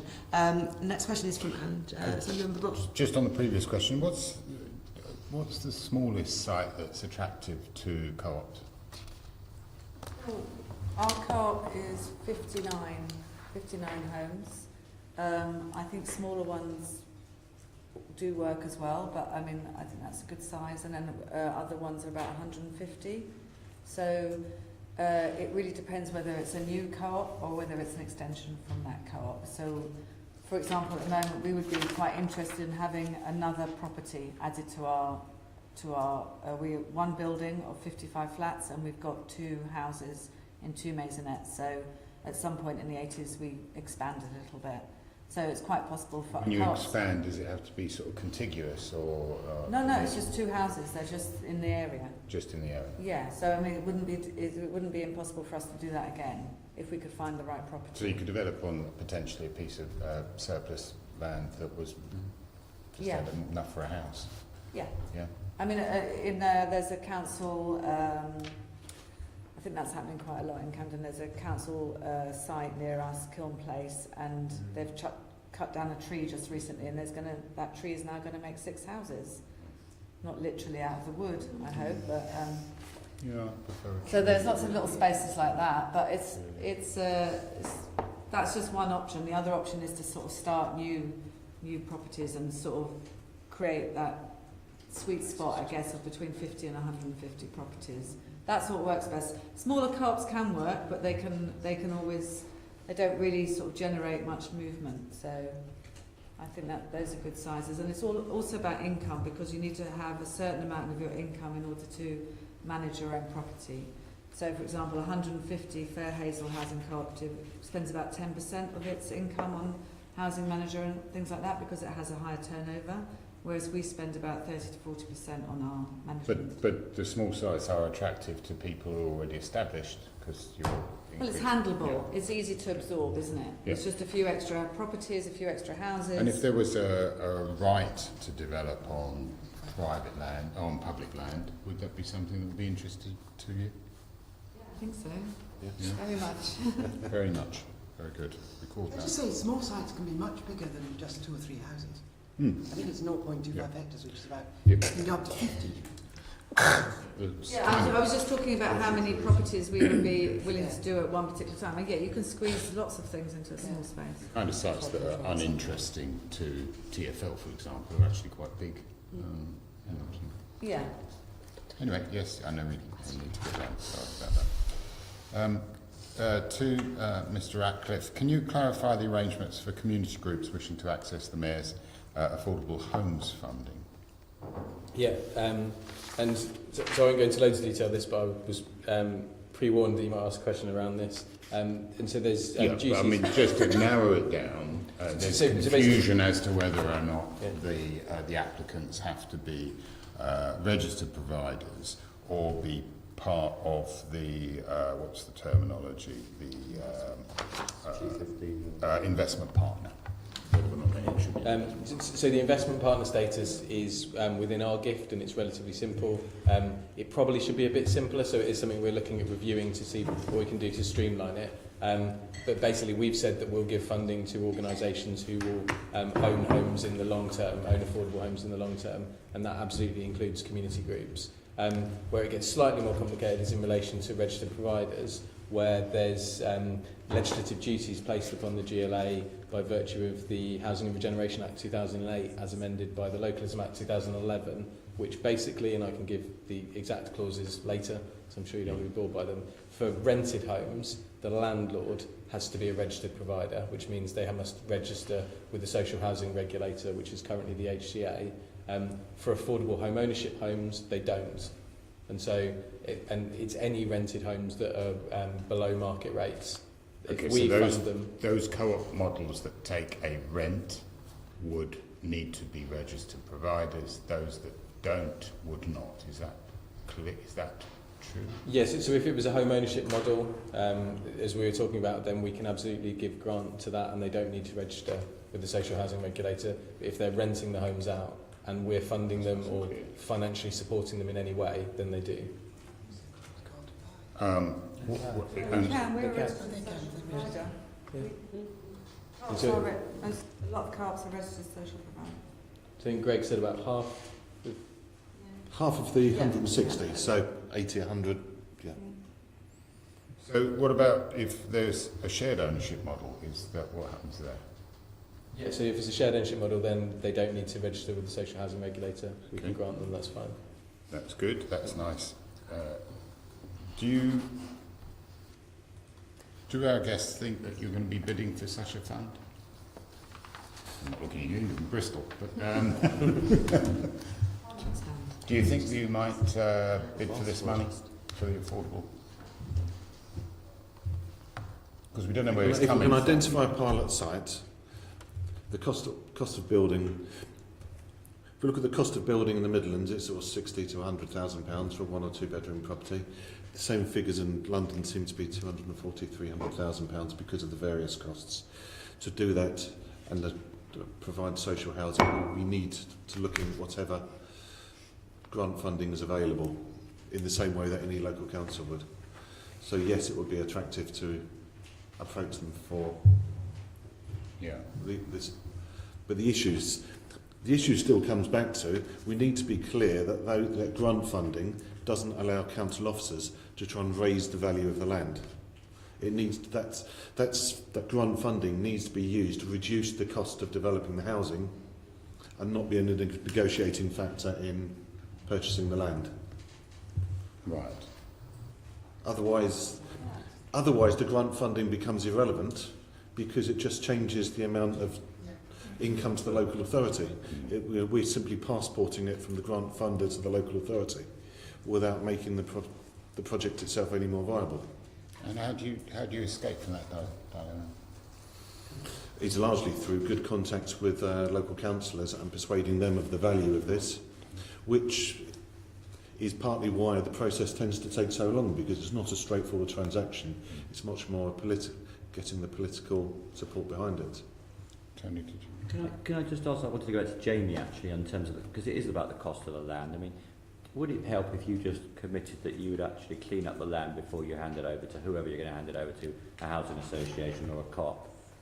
If we had a fund, there are funds available to do that, would that make the whole life easier? Yeah, so I think that's one of the things that could help, and so the £250 million revolving fund that the Mayor announced a couple of weeks ago, that's precisely what it's targeted at in terms of providing land assembly, acquiring land, remediation, infrastructure, other things that are needed to get sites ready for development, and then we can support them to come forward at pace with high levels of affordable housing.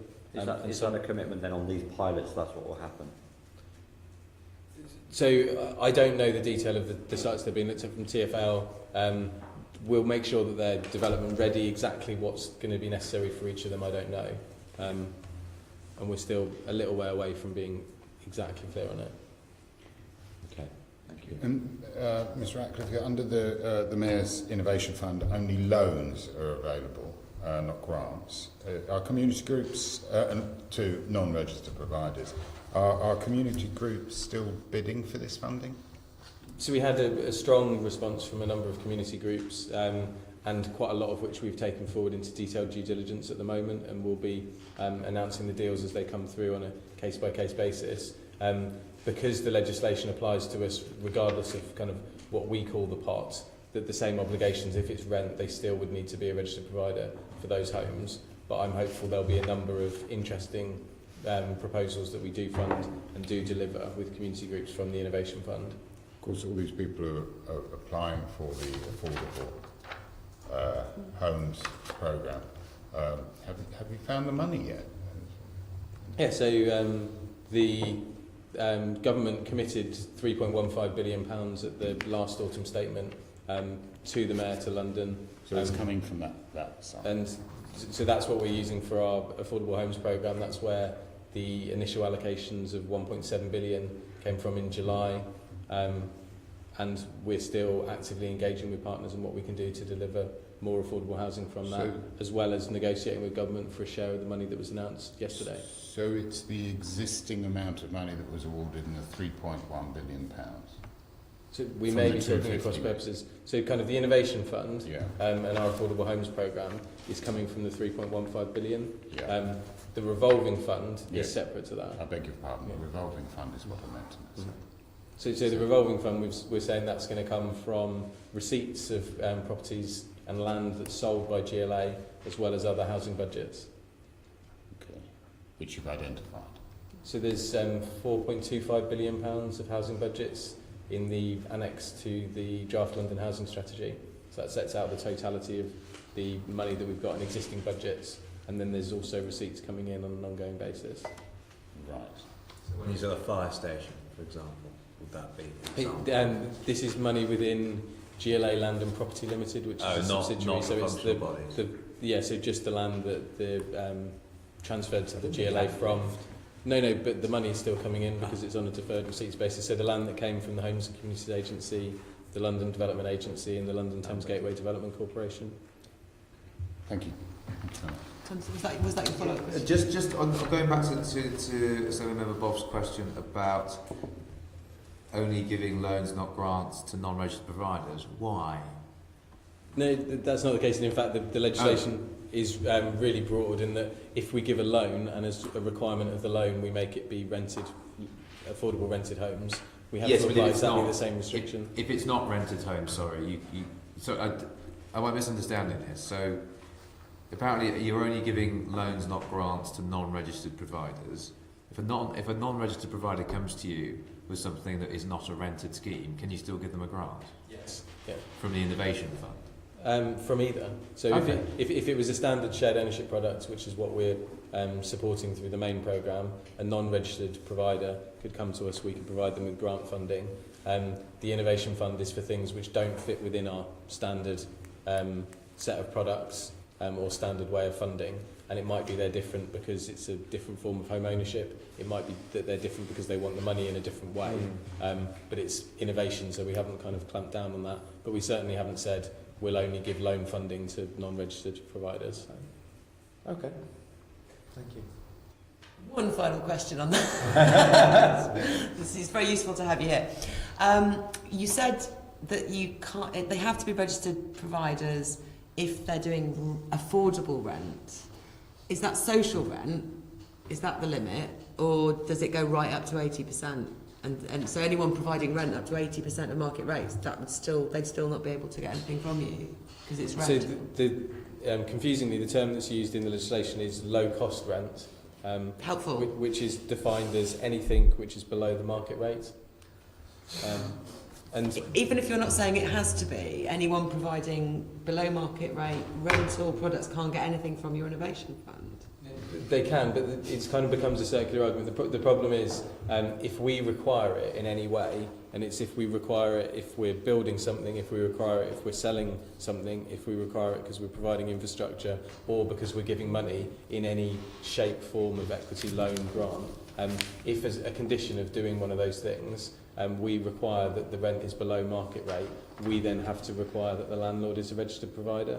And the problem with that is if you're not requiring it for something, then, for example, for a loan, so you could say, well, we could just give an interest-free loan and say, we're not going to require it's affordable, but we know that you are going to do it as affordable because that's your whole business model. But then we'd have to charge a market rate for the loan as if it was commercial housing, and therefore it wouldn't be affordable to somebody who was doing it. So we get caught in a...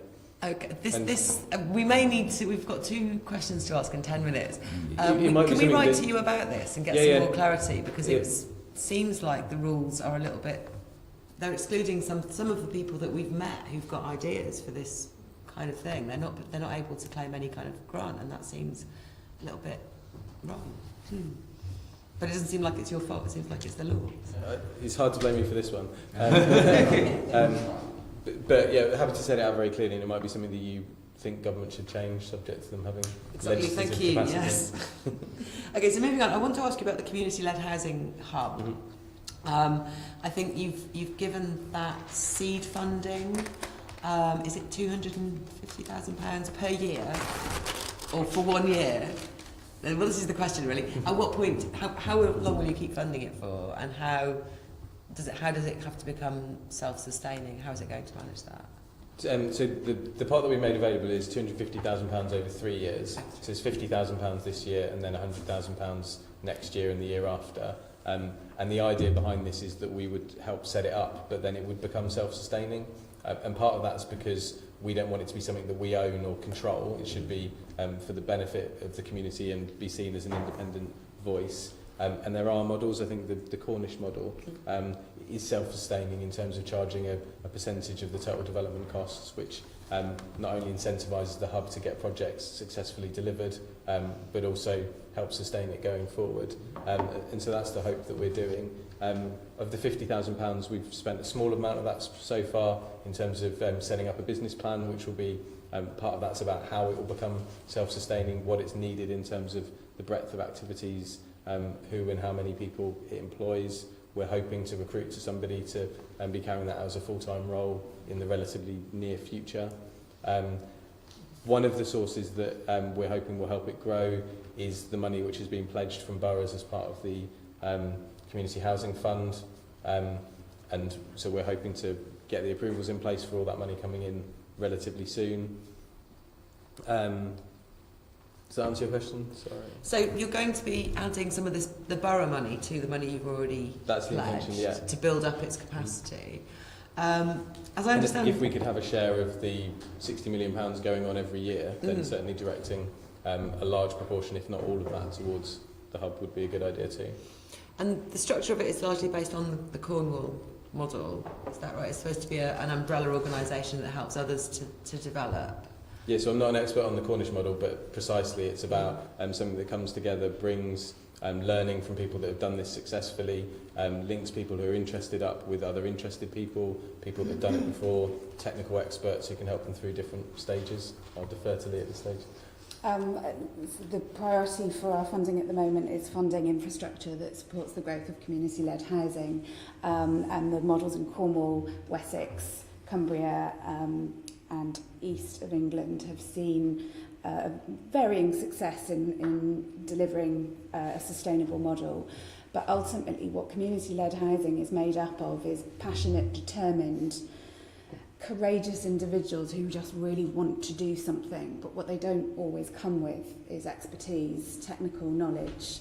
Housing is complex. You don't wake up one morning and think, I know how to do a development. So the infrastructure model that we've seen in Cornwall and Wessex has been hugely helpful in pushing forward and providing that advice, support, technical expertise to those people that come with the passion and the drive and the determination.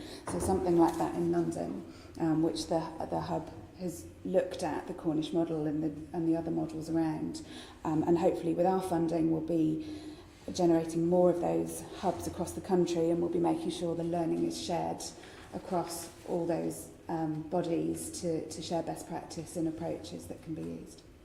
In terms of how the London hub will work, it isn't just going to be learning and advice, is it? They will be making actual experts available to do work on projects, essentially.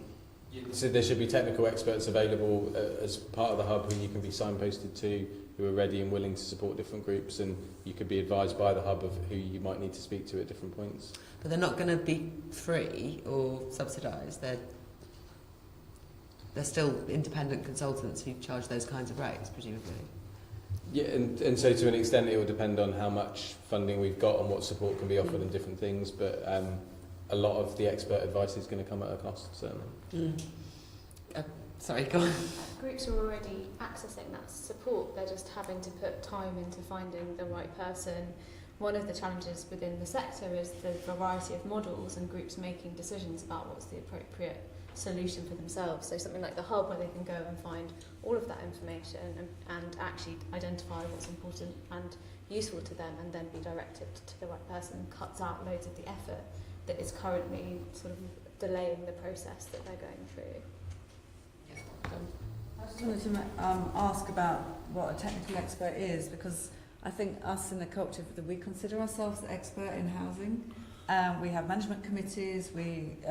Greg is an expert in governance in terms of modelling. I mean, we don't just live in our houses, we run and manage them ourselves. And we wouldn't, I mean, would you employ us as experts in your community hub? Or are you talking more about surveyors and people with qualifications and things like that? I mean, in my mind, as I was speaking just then, I was thinking much more of architects, planning people to get you through the planning. But you're right that when you're setting up, say, your allocation scheme or how you manage your constitution, expertise from people like you will be useful. Presumably that's part of it. The reason I was asking though was because of, well, the fact that in-house experts can be much, much cheaper if they're salaried on a public salary than if they're employed project by project as consultants. Is that the sort of capacity you're thinking the hub might build? So I guess that would come from demand. So the previous question is, yes, there's a broad range of experts, and I think we're not going to commit to who we might be employing for different things at the moment, but kind of all the way through kind of the design, feasibility, planning, construction, management, operation, that you need technical experts in all of that. Some of it will come from scale, and so I think we wouldn't rush out now and employ lots of people to be doing this. I think it's more likely you move there incrementally. If there's enough funding, it might be that we can provide more seed grants to people who are interested and help link them up with experts who are at a price that maybe they couldn't afford at that point. If the demand grows to a certain scale that there is a need for certain types of technical expertise, then looking at how you might salary that and bring it in on a permanent basis is something that could be looked at. Probably it feels like it's a little way down the line.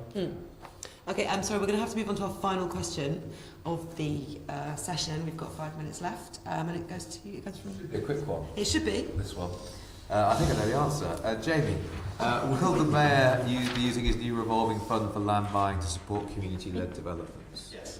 Great. Can we follow up with how? Yes. All right. Well, I was at St Anne's Hospital site this morning, and they're very keen for the Mayor to use this fund for that purpose. We've now learned where this money is coming from. Presumably, this money could be tied. I know it's meant to be recyclable, but could be tied up for quite long periods of time in certain things. If, for example, it's a community land trust where you might not just be selling it straight on to a developer and getting a return. This might be a more long-term investment. Are you looking at having a more long-term investment in sort of the community-led side of things? I think there's not going to be one single model, and we're not going to be tying ourselves down to make us not be able to do certain things. I think some of the sites we're looking at could be quite big, and some of them could be really quite small. Some of them might be small acquisitions you need to facilitate a larger site. Some of them might be sites that are suitable. Land assembly. Yeah. As well as the remediation infrastructure provision. In terms of some of the sites might be suitable for entirely community-led housing development in kind of the way we've talked about from the small sites, and kind of hearing Assembly Member Berry's point around having a breadth of different models. Some of them might be larger sites where a proportion of it could be community-led housing, as we've heard. Kind of cooperatives are interested in exploring that, and I think there'll be a breadth of models. We haven't identified all the sites that we'll be engaging with, or exactly how we're engaging on all those sites at the moment, and we hope we'll be uncovering lots of opportunities as we're going forward, because I think part of this new way of working, of taking a more proactive engagement in the land market, is getting our teams out there more to look for opportunities and see what we can do to link them up with our partners. Am I right in thinking that when part of the public sector is selling a bit of land, other bits of the public sector have the first, essentially, refusal on it? Is that true? So if the NHS sends a bit of land, right before it goes out to market, you will have an opportunity, or the GLA will have an opportunity to get in there. It's one of the things we would like. So the Homes and Communities Agency outside London does have that right of first refusal, and so I think it was in the Infrastructure Act, but unfortunately that was enacted after the Homes and Communities Agency's powers were devolved to the Mayor, and we didn't get that update at the same point. So there's a mismatch in terms of our powers in relation to public lands compared to the Homes and Communities Agency in the rest of the country. We would love to have that right of first refusal. We don't at the moment. Oh, we've got to sort that out. Yeah, we do. And when are you expecting to buy up the first pieces of land? Have you got a time frame? I don't have a confirmed time frame. You could write to us if you like. Can I ask whether you're taking suggestions from people as to, like, since this came out, I've had casework come in saying, oh, what about this old hospital? Right? And there are, not the one you're thinking of, yeah, we've obviously suggested things to do with, you know, having a People's Land Commission before of places people have noticed that are not currently public. Is that worth sending in to you? Yeah, it would be very interesting. That, I guess it would be more useful to send it in by email than in a public forum, because the more people yes, know that's about what I mean. interest. So in general, we pass these on to you. Generally passing them on, that would be useful, thank you. And the final question is it not true that best consideration doesn't apply when you're transferring between bits of the public sector? I know first refusal, you've explained that, but what about the price? I don't know. Yeah, I'd have to come back to you. I know that there's also a provision in relation to how transfers are affected, that the Homes and Communities Agency has powers to transfer property by statutory order, which means that you don't pay stamp duty on the transfer. But whether best consideration rules apply or not, I'm not sure, so I'll come back to you. Okay. Yeah. Did you want to finally add something? It was just to say that it would be really nice if the housing co-op movement was involved in a practical way in the community hub. I mean, at the moment it seems to be a three-way partnership with two organisations based in the same building, and the community hub being based there as well. It's not very wide. It's a bit dangerous in the governance front to be so closely tied, and there should be representation from co-op groups. I think the committee is still found it quite difficult to sort out the details, but I don't think the board has been finalised, has it? No, so at the moment we're just finalising a business plan that's been written to us, and that's the first bit of funding that we've used. We're certainly very keen to engage a very wide range of people, and that we're deliberately framing this as community-led housing and not picking a certain model, because we think it's really important that one of the benefits of community-led housing is people take control, and so they should be taking control in which of the various models they want to pursue. At the launch, kind of Greg or perhaps one of his colleagues was definitely there, because I saw a beautiful banner in the picture. That banner, Co-ops for London. So we definitely are engaging with co-ops, but we're not exclusively advocating one model over another. At the moment, the seed funding that comes from, I think, CLT Network is for CLTs, but potentially the hub could be giving grant seed funding to co-ops. To a broad range of, yeah. Okay. We may need to finish there, but thank you very much to all our guests for coming. We're just going to finish off the committee business now. Can I ask the committee to agree the recommendations and note the report? Thank you. Can I ask on the work programme, item 6 on the agenda, can you note the initial priorities for the work programme as set out in paragraphs 4.1 to 4.5 of the report? Will be updated following our discussion earlier. Item 7, the next meeting of the committee is 8th of November at 2 p.m. in committee room 5. And thank you very much. There's no other business. GLA, committee room 5, sound.